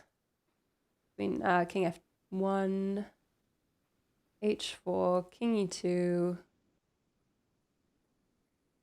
Okay, so bit of shuffling, bit of maneuvering. White's trying to make some progress. En passant is played. Okay, so this is where we're up to now. So we've been gone for about 15 moves. Both sides playing relatively quickly, so neither of them are in time trouble, which is nice to see. And still very much an equal-ish like ending. Equal material, just really the minor piece difference and the fact that black has the doubled f pawns. Yeah, I guess black has the worst pawn structure, but maybe the king is more active. Yeah, the king is more active. Um, That knight needs to get into the game, though. I think the knight. Okay, so we've had king f3 played. King f3 is a very natural move that I was thinking of playing, but then I noticed the engine didn't like it. And the engine was preferring just some very basic developing of the bishop, maybe even to like reroute the bishop. I'm not sure. I guess. And Oh, I don't know.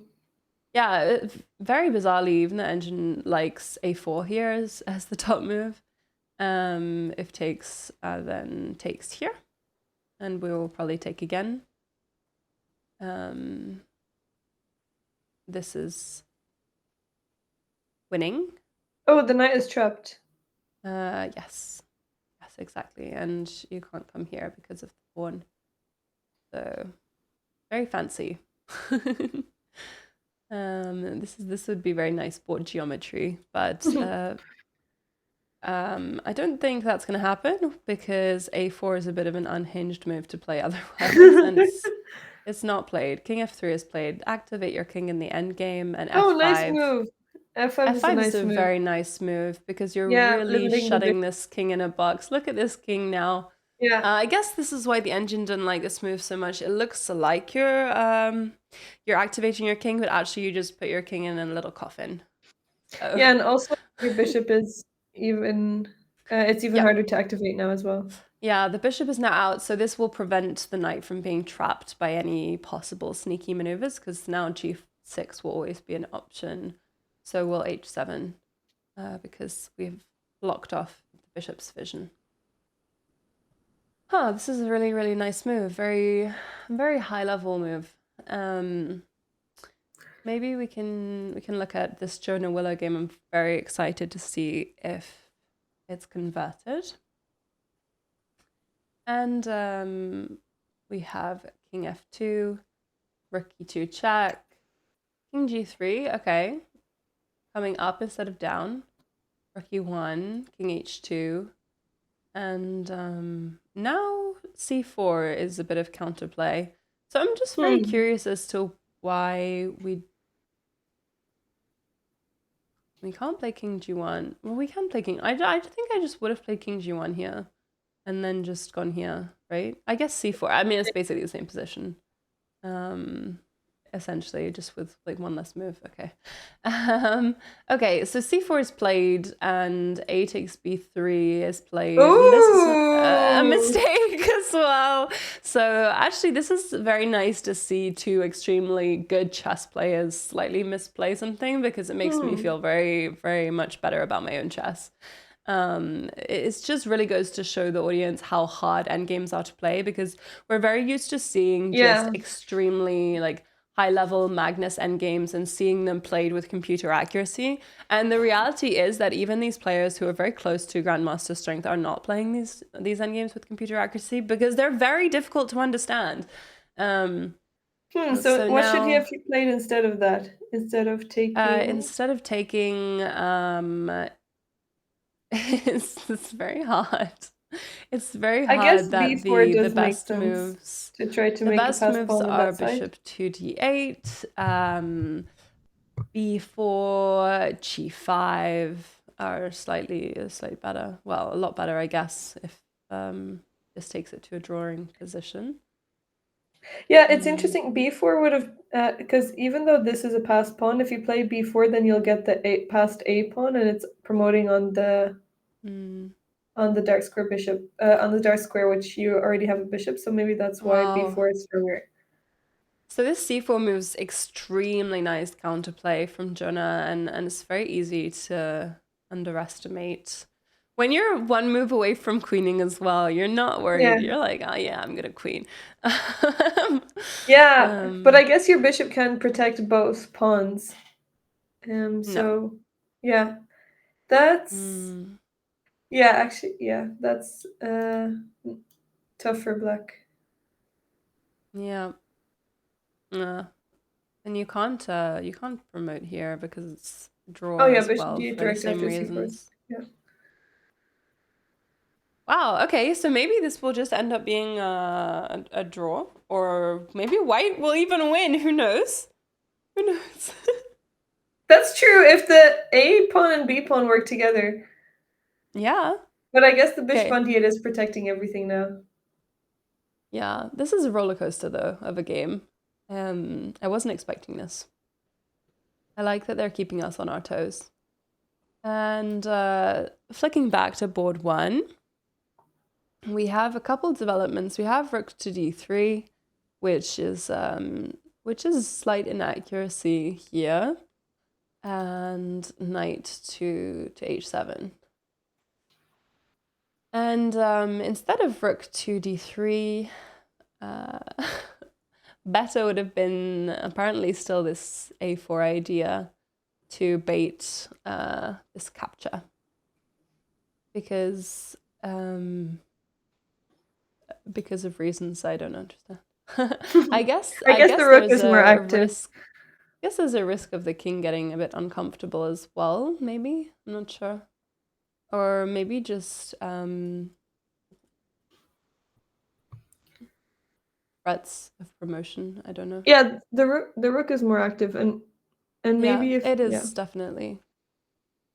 Yeah. and you can go to the other side as well. Maybe if you can start play like rook f7, the knight is trapped. Yeah, I mean you're threatening, and then you can go for the h pawn, and then you can have a passed h pawn. Yes, but I guess after f7 we can still come here, right? Oh yeah.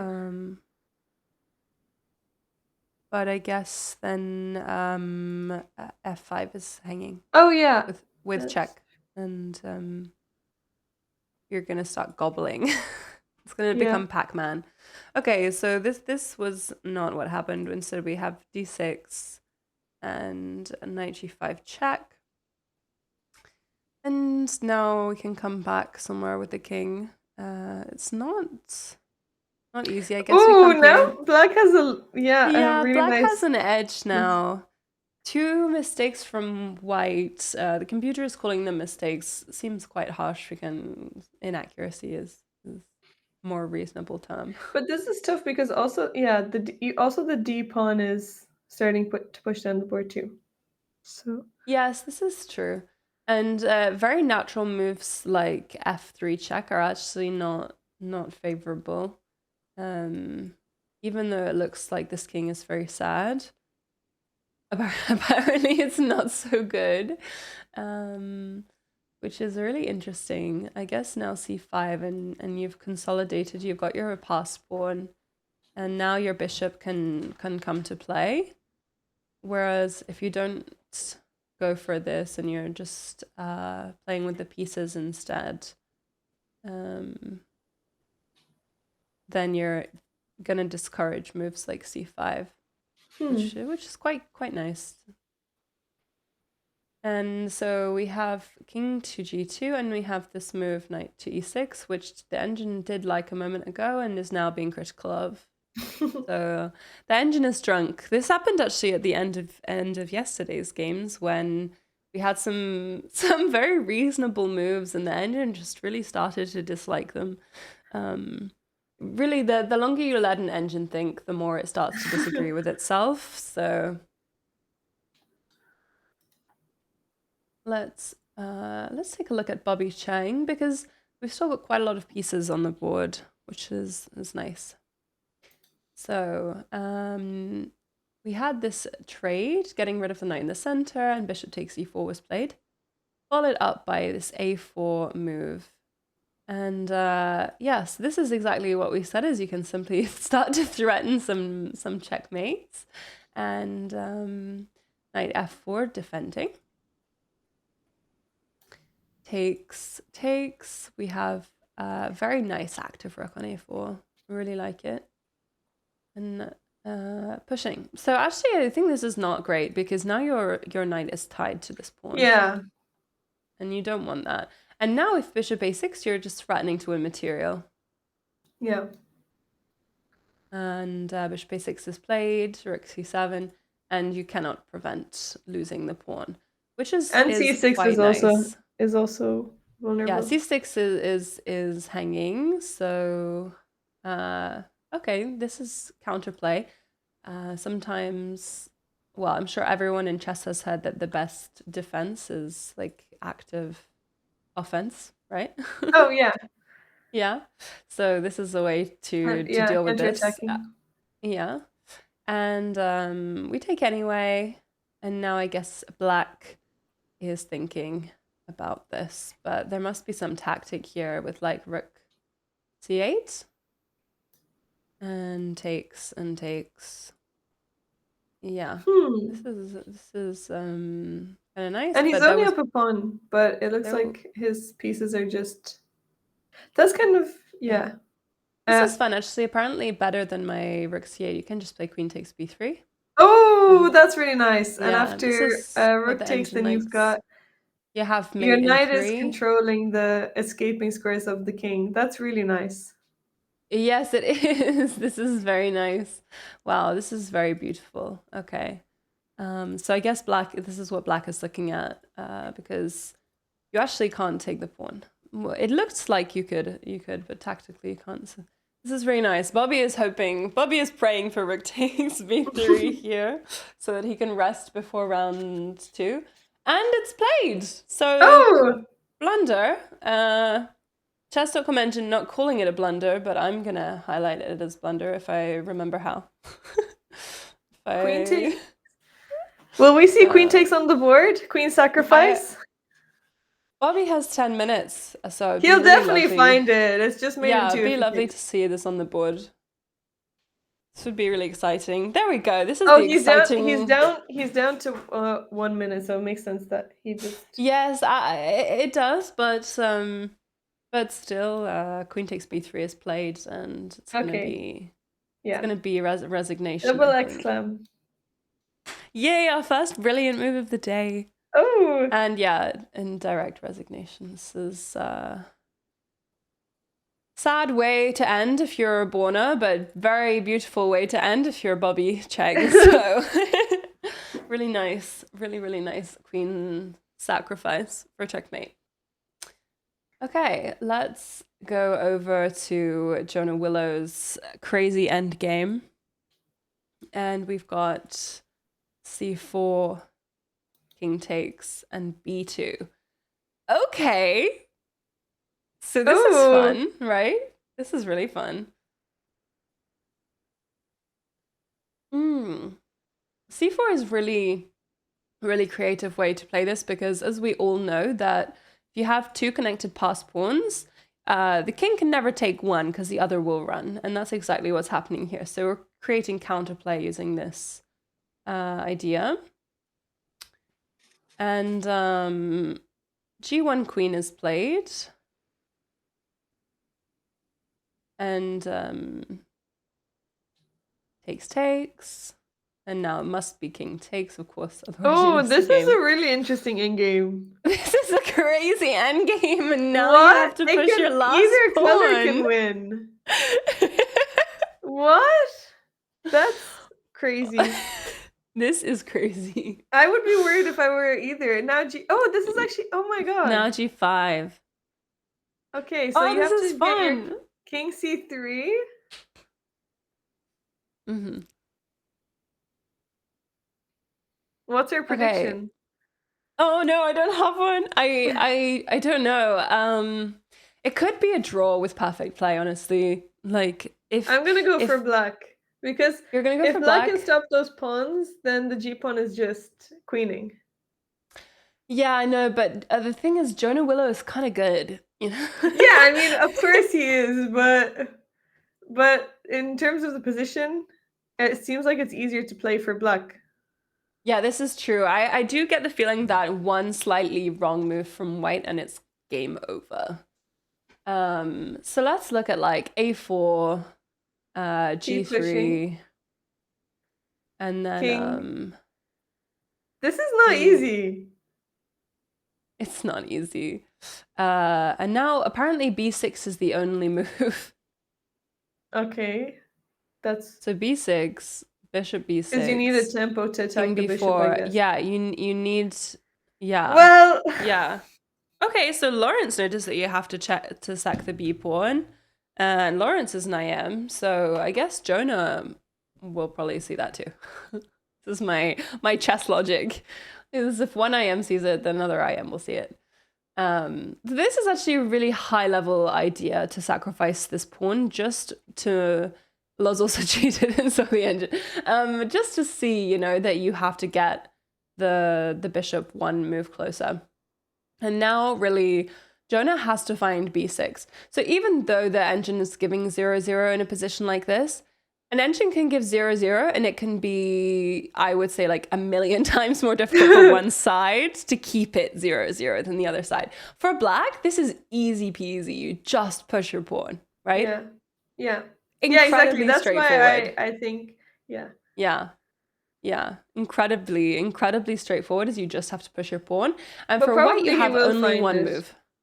Yes, and he does have 16 minutes to find. So if he to plays find it. a4, then it's just not in time, I guess, yeah. But still, b6, Yeah. bishop takes. Yeah, because basically what we were talking about earlier about having two clocks, time on the board and time on the real clock, is you gain a tempo for free, right?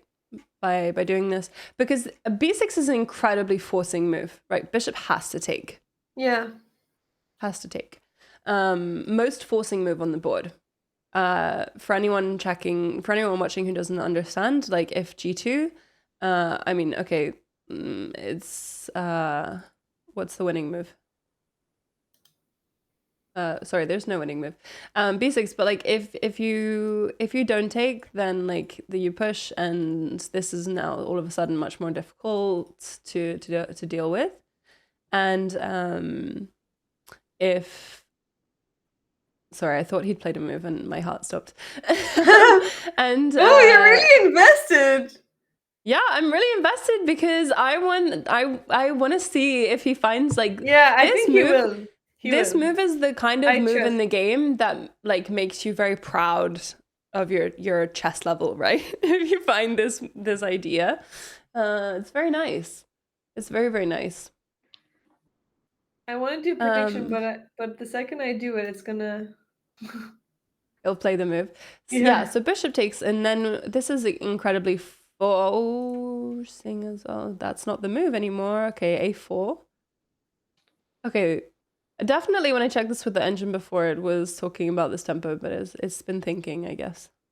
But you have to play a4 first. Okay, I'm not sure I understand that you have to play a4 first before king c4, but okay.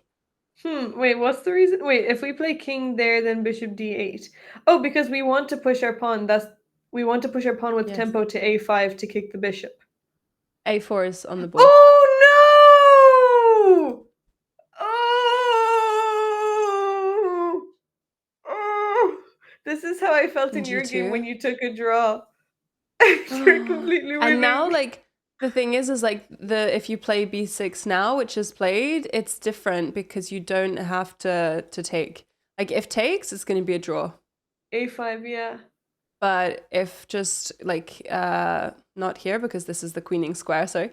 If king anywhere other than the the same diagonal as the queening square, then anyway, b6 then, yeah, is a very hard move to b7. find. Yeah. Oh. Yeah, and there's queen b1. Damn. Devastation. Oh.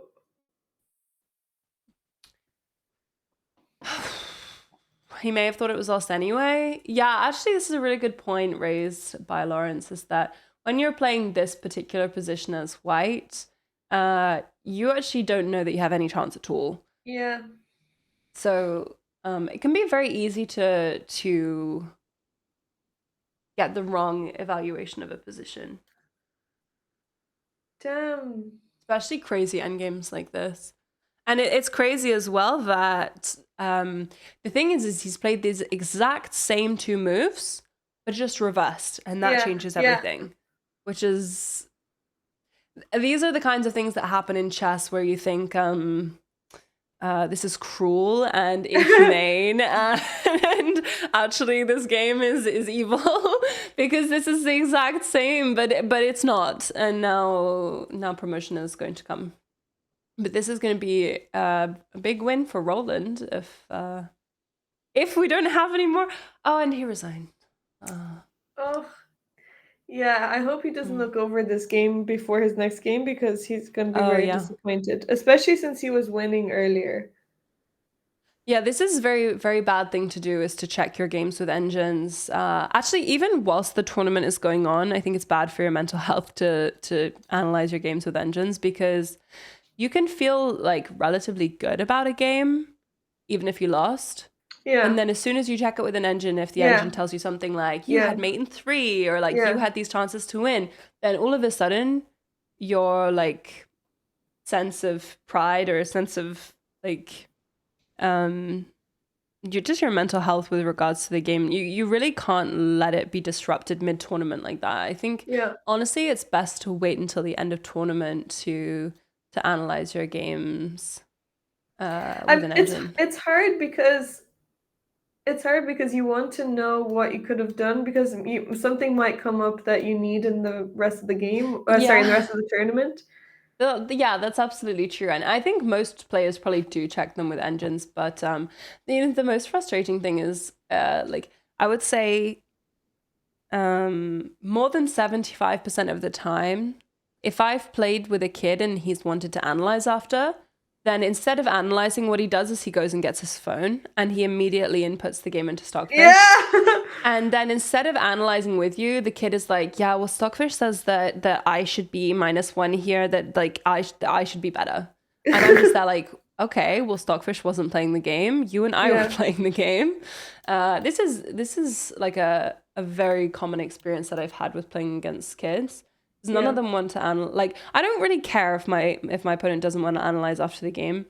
But if they do want to analyze, I'm not interested in analyzing with an engine. Like I can do that on my own. Yeah. And the whole point of analyzing afterwards is to think through it and talk about the position. Yeah, exactly. And to kind of get a sense of what your opponent was thinking at the time, and to see if you had calculated the same things, and also to see like what your opponent would have done if you had followed maybe like your other possible plan, this kind of thing. So we've actually got quite a lot of things happening on board 1. Okay. So we had D7 played, which it's actually like, I don't understand, after like Rook A8, Rook D8, how are you not just losing the pawn? Okay, so Rook A8, Rook D1. Okay, we're giving some checks first. Rook D8.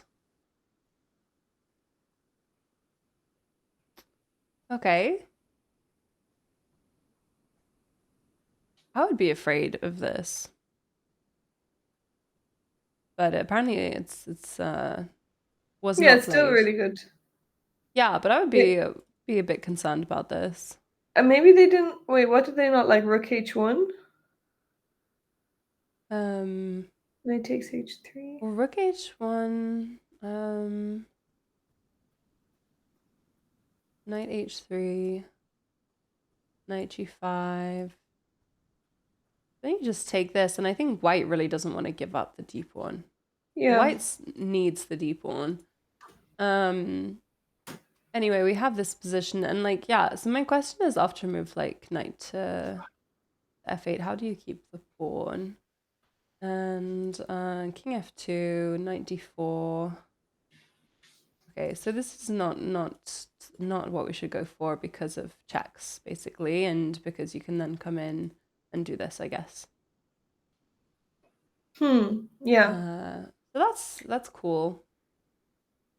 And so Knight D6 actually serves a really nice purpose of blocking any suspicious rook lefts from happening. And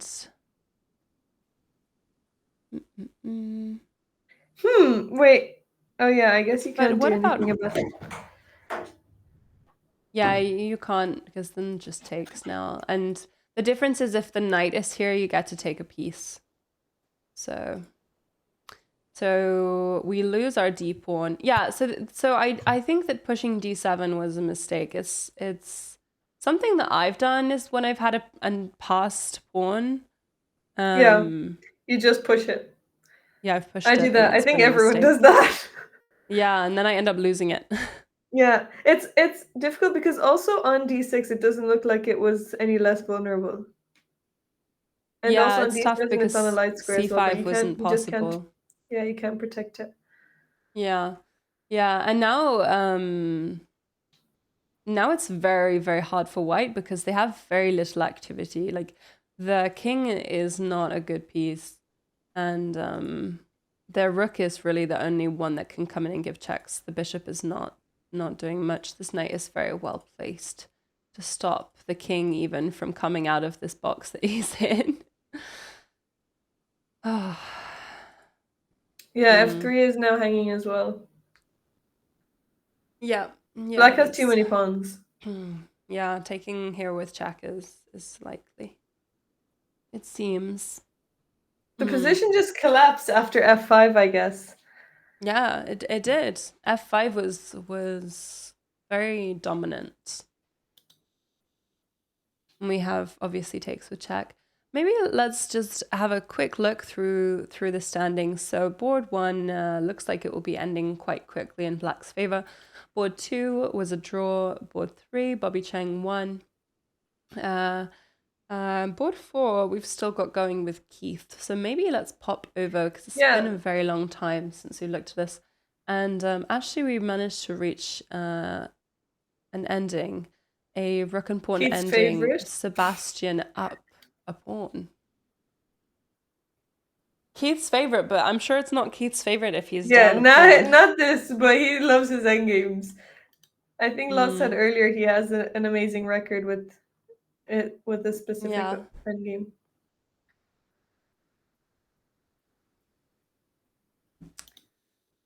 Oh, okay. I wouldn't want to be playing this down a pawn, especially because these pawns are so beautifully like connected. We've got a pass rule ready.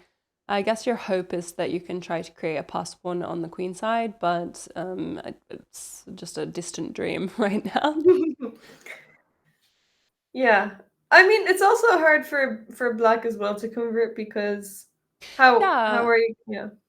Yeah. No, I totally agree. It's not like it's not a given. And they're both playing with only 1 minute on the clock, which is makes this much more interesting than a regular rook and pawn ending where both sides are playing like 30 minutes plus because it's kind of more like a blitz game now. They're basically playing blitz, right? That's true. We're no longer playing classical chess. Also, Luz just said that he usually wins rook and bishop versus rook all the time. That's crazy. That's crazy. I think that board 1 has ended, yeah. Yeah, board 1 has ended in resignation after rook takes f3, check, king g2, rook b3, rook takes f4, and rook b2 check. So, yeah, player is not looking thrilled. It's very sad to see the player after their loss. Like they always look very sad. I always feel bad that we're broadcasting their fat sad face. But then I remember that I do that to myself as well. So it's a universal. And you're streaming even. You choose to do that. Yeah, I choose to do it. So yeah, board 1 over. So all of our top 3 boards are over now. We've got this last rook and pawn ending. Maybe I'll also get up Mr. Dodgy's game, see how that is going. So it's nice to have more than one game that you can look at. And Mr. Dodgy definitely didn't take that draw, and he's now playing a quite complex ending up a pawn and up 5 minutes on the clock. So this is a position that he will be very happy with because there's no one more critical of time trouble than Mr. Dodgy. Like, Really? yeah, he gets very angry with me and with all players. Like, even Oh, when top level players are getting into time trouble, like if Grishik is getting into time trouble, Mr. Dodgy's like ridiculous, instant. Like, how can you get into time trouble? Um, so he never so gets into time trouble. incredibly rarely, like very Oh, rarely. Yeah. hmm. He's not often in time trouble. Um, but I am, and I think it's something that a lot of players have problems with. I saw that Susan Polgar, like it was a couple of months ago now, maybe. Susan Polgar made this long tweet, like multiple part tweet about players being in time trouble and how it shows like weakness and like all of this stuff. And Mr. Dodgy was like, "Yes, Susan Polgar, like yes, this is it. This is what the world needs to hear about time trouble and not using the clock properly." But yeah, I mean, he's definitely going to be very aware of this time advantage and going to be using it to cause problems. He's playing quickly. Now on board one, we've had a bit of an inaccuracy.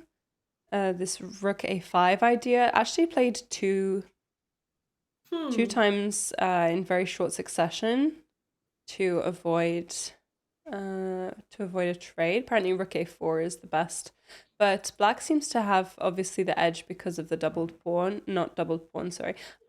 additional pawn. So it's quite hard to find moves anyway. And of course, when you're down material, you don't want to trade. Yeah. Well, oh yeah. Well, I think yeah, that's true. Sometimes some working games are easier to play when you trade a That's pair of true. rooks, but in this case, Yeah. the king is also activated, and also your rook on d3 Mm. is the The defensive passive rook. rook. So yeah, Yeah, so you don't want to exactly. trade that. Exactly. This rook is actually quite nice for keeping the king cut off, and that's quite important for keeping this endgame from going sour. So here I would be concerned about like rook c3 ideas. What do you think? Yeah, that looks. I guess after rook c3, you can play rook a3. But Yeah, then this they is will true. take the a rook and then play d3. So actually, that doesn't work. Oh, yeah, that's not something I want. Okay, and we're playing actively, we're giving checks instead. I just want to see like what would happen if we had played like h4, which is a top engine move, and something like rook c3. And engine doesn't seem to think that it's a big problem. Oh, he's down to And a I few guess seconds. rook c5 is possible, and your rook is not as well Okay, placed yeah, that's true. now. Yeah, because you do always want your rook behind your passer, so this makes perfect sense. Yeah. And actually, Also, hello, Keith, Moira. How are you doing? Sorry, sorry, yes. Keith is the one pressing on the clock here. Play Oh, Keith. and normal a super asked is Arkle good at endgame? I think that's his main strength. I think endgames are his Yeah, favorite part of the game. yeah. And just to show that this same rook idea is not working here, because here you actually just outright win the pawn. Hmm. So you can't Oh, try black is to do that. really getting low. Can we? Do we Yeah. have a camera of them, or is that? No, unfortunately, we don't We have we them on do we camera. do we can see them from there is one camera that we can see them From from. board two, yeah. Yeah. Actually, yeah, we can see them very distantly from the board two camera. Maybe I can zoom in for everybody. Maybe I can zoom in. There we go. We do Yeah, it have looks a good. distant view of Keith and Sebastian. Keith looks serious. He is so good. Like he is not fazed by this extra pawn. Like you can't tell, He's right? seen this thousands, hundreds of thousands of times. You know, he's like one of the only British players that I've never had any contact with. Like, or Really? one of the prominent ones. Like I've never met him, I've never spoken to him, like Oh, we've just never crossed paths. But of course I've heard lots of things about him. He's very well known in English yeah. chess. He always used to play Bunratty Chess Festival, which now no longer happens, but it was a very big tournament in Ireland. Okay. So I would see him every year there. Okay, we have f4, which the engine is not loving. King e6 now. Yeah, I guess we don't want the king to come here to f5. This is another case of the endgame where White's king is just less active, like in that last endgame. Black's king was the dominant king. We have king f3, and I I think guess king if we f5 played will be played. King G4, then there would be F5? Yes, Or yeah, what? I Okay. think so. Yeah. So I think and then like you can even play g4 now, and Okay. it's not fun. I think king f5 makes perfect sense. You're threatening to win a pawn outright, so you can't do it. And now you would block here. Okay, and White doesn't want to trade rooks. No, I don't think so. But I guess this is like slightly more challenging now because you have this passer. Like a little bit more, right? Yeah. I guess the king I, is I, in time. Yeah. yeah, the king is in time to allow the rook to come over here. Okay, rook d5 apparently being the best move.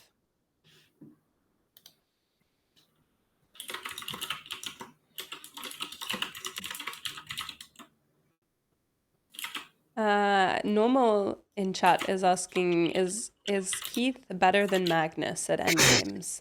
I think no one is better than Magnus at endgames, probably. Probably Magnus is the best player in the world at endgames as well as at most chess things. Yeah. Maybe he's not the best blindfold player. Like I heard that the best blindfold player is like not even a GM or something. Really? Or no. Okay, what I heard is that like the person who holds some simultaneous record for blindfold is just someone with a good memory. I don't know. Oh, I don't know. I could be I lying. can't play Like blindfold not anyways. purposefully lying, but I could be. Like I could be wrong. And Kashi was telling me about this grandmaster who plays like a simultaneous blindfold, 20 boards, and cycles on a bike at the same time. What? Yeah, I know. I know. What? Yeah, Even yeah. playing one game is I hard for me to know. do. It is hard, but I guess it's practice, right? You have to train very, very hard for this. Okay, so f5 check. And apparently f5 check is a relative mistake in this position. And king f3 and no, even g4, like we're drawish. I guess it's because by pushing these pawns, you actually are stopping your own king from coming in, right? Yeah. Like now, it's harder to make a breakthrough, and because of this pawn on f4, even though the engine was critical, you're It's actually stopping. like Yeah. it's hard for Yeah. pieces to come in. It's This is a very controlling a little practical bit. choice. I'm impressed by Keith. I'm not gonna lie. He'll be happy to hear that. No, like he won't care at all. No, I'm sure he will.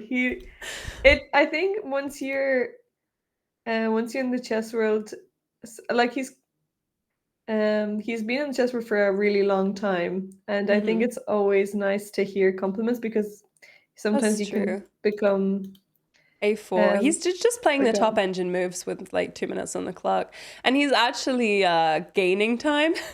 Like he He had like a minute before, now he's up to 2. He's just stacking time while Sebastian is scrambling. Even with though he's his the one with extra the pawn pawn. down. Right, he's the one with the extra pawn, and he's struggling. And Keith is just he's cool. he's chill. It's fun.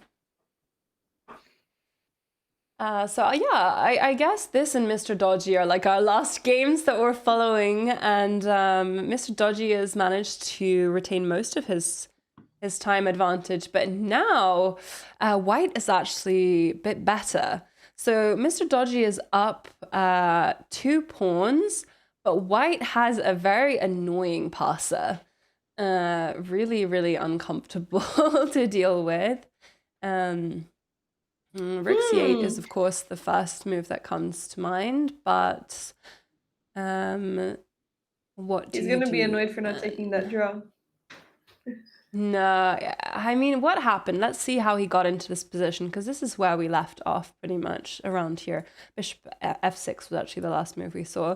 Bishop g3, and we've got a little bit of shuffling. We're making the gun. Always a good idea to make the gun. And then queen b1. Okay, so this was the era, was bringing the queen in. Queen to g5 is playable here.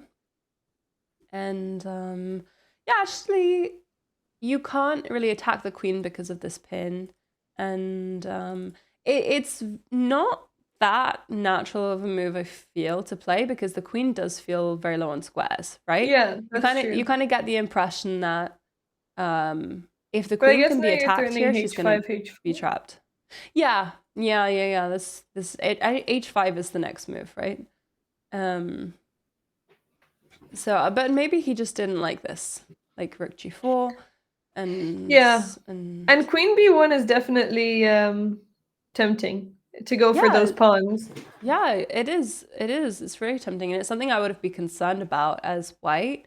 But Wight just played this extremely well. Played c5, and okay, for some reason, queen b3. I guess just we're going after this pawn, but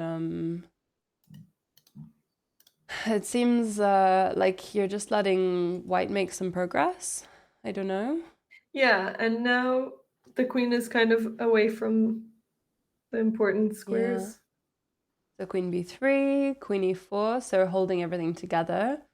And takes.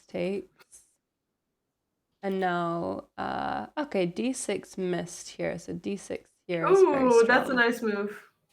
Yeah, and if takes, then we have tactics on f6. Oh, I guess you have queen e7 check and you win the... Yeah, that's nice. Yeah. So and this also, would be a really you'll beautiful take back win. on d6. But this was missed, and instead we have 2 kind of not great moves, but they're both playing with very low time, so they're both kind of aware of the tactics, but Mr. Dodgy burning 3 minutes here of his 4.5 minutes. Oh, you can give out to him. No, I mean, actually, it's hard. Stockfish loves h5 in this position, but then just rook f4, and you end up playing rook c8 just the same.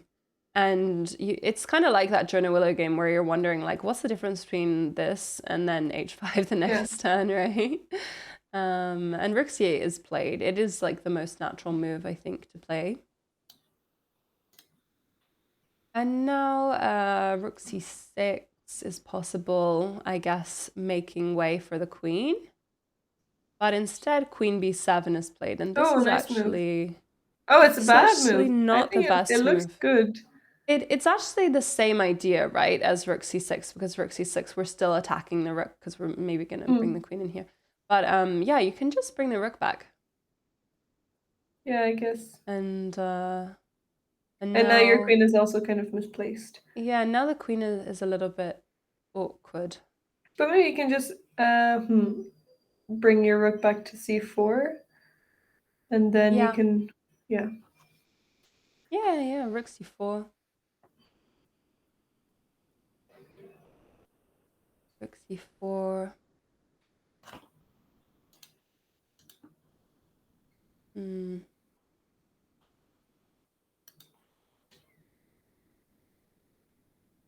It's definitely more fun position for white. Ah, okay, and the pawn has been lost now. Rook takes a6, and queen f5. But actually, she's lost her advantage, just which is interesting because she grabbed that passer and she's got this very active queen and rook. But yeah, maybe let's see Keith. Let's check on Keith. Keith, absolute engine here, just like playing so quickly. Okay, rook check and making very methodical moves. Unfortunately, it's never nice to have this passive king in these endgames, right? And okay, this is not a repetition of moves because the king has moved. And I guess maybe we'll see something like the rook c8 or rook c7, but there's not a whole lot that rook can do because actually black's rooks are so well placed. Like if you look at black's pawns, they're perfectly guarded by black's rooks, like perfectly guarded, you know? Yeah, and it's also the d5 rook is also covering b5, so you can't even create a pass pawn. Yeah, and white is just much more passive, unfortunately. And you can play g takes f4, but you usually don't want to double your pawns like this because they become weaker. And yeah, it's not played, so g4 is played, which makes sense. And then h takes, and I would definitely play king takes, and now you're threatening. Yeah, now you have the pass h pawn as well. Yeah, this is true. This could be the make or break. Okay, yeah, actually, yeah, that's true. Now this looks a little bit harder for white. But yeah, I guess you maybe can just bring your rook back around. I don't know. Yeah, this c rook is actually not tied to these pawns because the pawns can't be attacked. So I think that we're happy to move this rook round. And like a5 is never going to be possible because we can create the passer, right? And what about Mr. Dodgy's game? Rook e4 and queen c6. Okay. Both of these games look like they could like snap at any minute. Especially with the time pressure. Yeah, we're now watching two blitz games play out.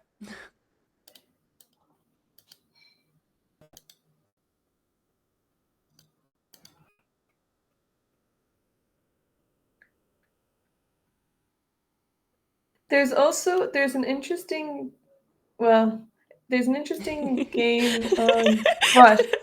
There's interesting I think it's same color bishops. David J. Spence versus the international master from Wales, Jose. Yeah, I got it. And even though white is a pawn up, it looks like black is winning because black is going to be able to get the a3 pawn. White's king is too far away. Yeah, so you can simply just go over here and scoop up this pawn and then push. This is really nice. So just king d2.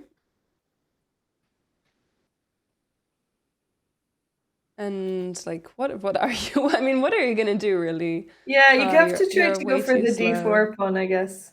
Yeah, but it's gonna be way. Sorry, Can you go going the from wrong behind? way. Or oh yeah. But you're gonna be. Yeah, and you're just slow. That's kind of crazy because it's hard to believe that it's just equal pawns, but your bishop just cannot sacrifice for the a pawn. Yeah. Yeah, I mean, I guess we have bishop to e5, but then yeah, black is going to be able to push a3, bishop a4, and bishop b3, and then you can cover the diagonal with the bishop. Yeah. And you can go for this as well, Yeah. right? I guess here. It's so annoying because you have, You have to, if you could just pass, it would be a draw, but you have to move Yeah. your king, allowing for black king to get in. Mm-hmm. Right. This is very, very upsetting for the bishop. Okay, so this is being played out. Like we're seeing exactly what you said would happen. And you're just gonna go around and grab the a pawn. That's how you win this game. And just checking in on Keith, and it looks, oh no, this is not Keith. This is Mr. Dodgy. Checking in on Keith and Sebastian. Okay, it seems like after these pawn trades, Black now has 3 passed points.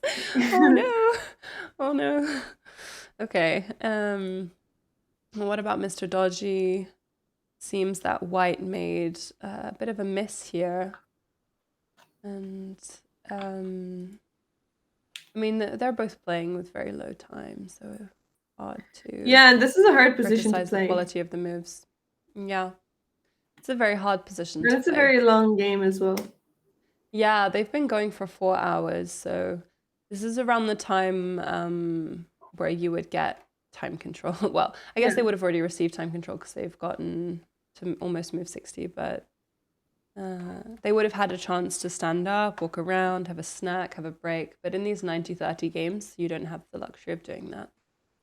Yeah, and also when is the next round? Because they won't have enough time for a break, will they? This is a good Probably like question. 5 or something. Yeah, this is a good question. Let me take a look at the schedule. So we have another game in the Masters section at 5 p.m. So in 2 hours. Okay, 'Cause 2 hours. it's, Okay, that's yeah. actually a decent amount of time. Yeah, but they're going to be exhausted. Like Yeah, they're anyone gonna be who, really tired. yeah, 9 p.m. finishing time. That's late. yeah, yeah. And It's then very another game tiring. tomorrow. Yeah, another game tomorrow, and the game tomorrow is earlier. It's at 10 a.m. local time, so it's the earliest round they will have had. They've had a lot of 11 a.m. rounds, but 10 a.m. round Oh feels no, 10 quite a.m. early. on after a double round day. Yeah, it's kind of cruel, right? Yeah, that's It's kind of not what you mean. want. No, it's mean.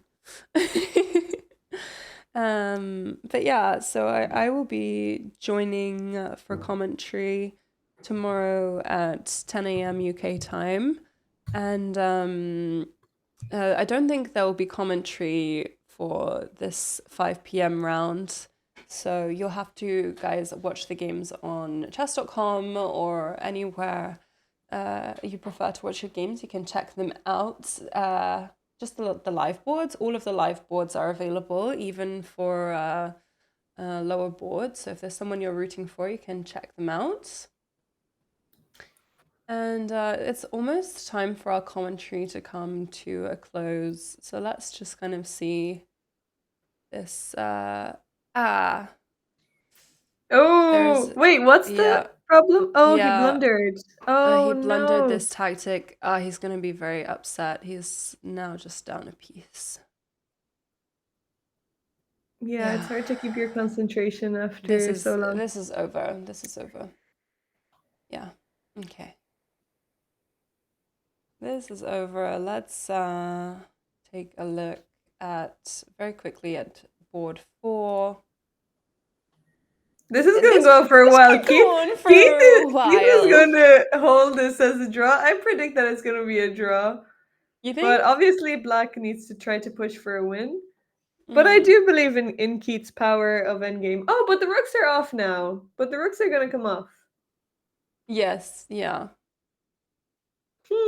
This is an interesting rook game though.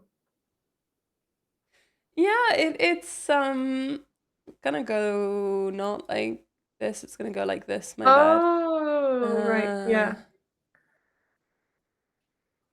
That's then difficult. Okay, now you'll take a pawn back. No, sorry, sorry, the wrong pawn, sorry. wrong pawn. Sorry. And Um, then you go like this, and then you have to try and hold this endgame. oh, okay, yeah. So you'll create a passed pawn with b5, and then you'll take the other one. Yeah, and we're seeing this line play out. Okay. So this is actually Keith! perfect timing. Well done. Perfect timing. Yeah, well, okay, I'm getting here, and then you go for b5. Yeah. Um, And you'll end up holding the h pawn. yeah. b5, I guess if you go over here, then you have to go here, and then king e4. Yeah. And this is simply going to be a draw.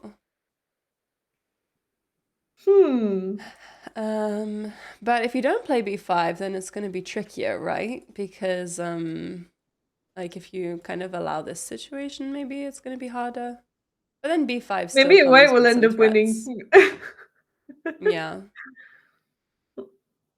Nah, I think that Yeah, both this is what's sides, happening. Okay, it's gonna be yeah, a draw. this is playing out. So it's Nice, gonna be a nice draw. hold Very from nice. Keith. Keith really showing why he is such a legend with this endgame.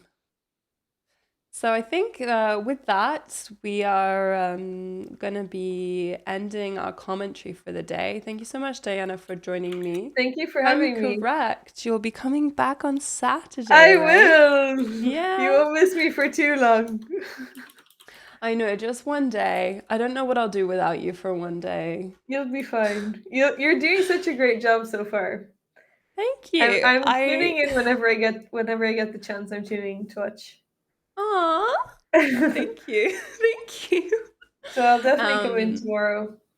I had this horrible feeling, like I loved commentating with Ketty, but I had this horrible feeling that everything I said was blatantly obvious to her. Like I was like, this is a Kara Khan. And she was like, yes, it is, Lula. Like, well done. No, but it's always like that with commentating. And also you're mostly doing it for the viewers. Yeah, this is true. I think it's really important to make the commentary accessible to all levels. So I think there's no point in skipping over the basics and isolating a lot of viewers from watching. So I hope that anybody watching, I hope you've been finding the commentary accessible. We're always open to feedback. If you would like more explanation, you can let us know. If you would like us to explain more reasoning behind openings or moves, then that's fine too. But yeah, we're going to raid on now to another chess streamer, and we'll be ending our broadcast on YouTube. So anyone watching, we'll see you tomorrow. Well, I will see you tomorrow with some new guests, and Diana will be back on Saturday. And don't forget that our commentary runs all week until Sunday, and the tournament also ends on Sunday. So yeah, I'm very excited now. Like I'm very invested in the tournament. Yeah, and we're only halfway through. Yeah, so. And because when you do commentary, I feel like you follow very closely the storylines and the that's players. True. And yeah, and you're seeing all the hardships of the players and how tough they're fighting. Mm-hmm. But thank you so much for everyone who tuned in to watch. Thank you also, Lula. And we're gonna my channel is gonna raid Georgiana. We'll go over there. Okay, cool. Is she okay? Cool. I will raid her as well. Okay, perfect.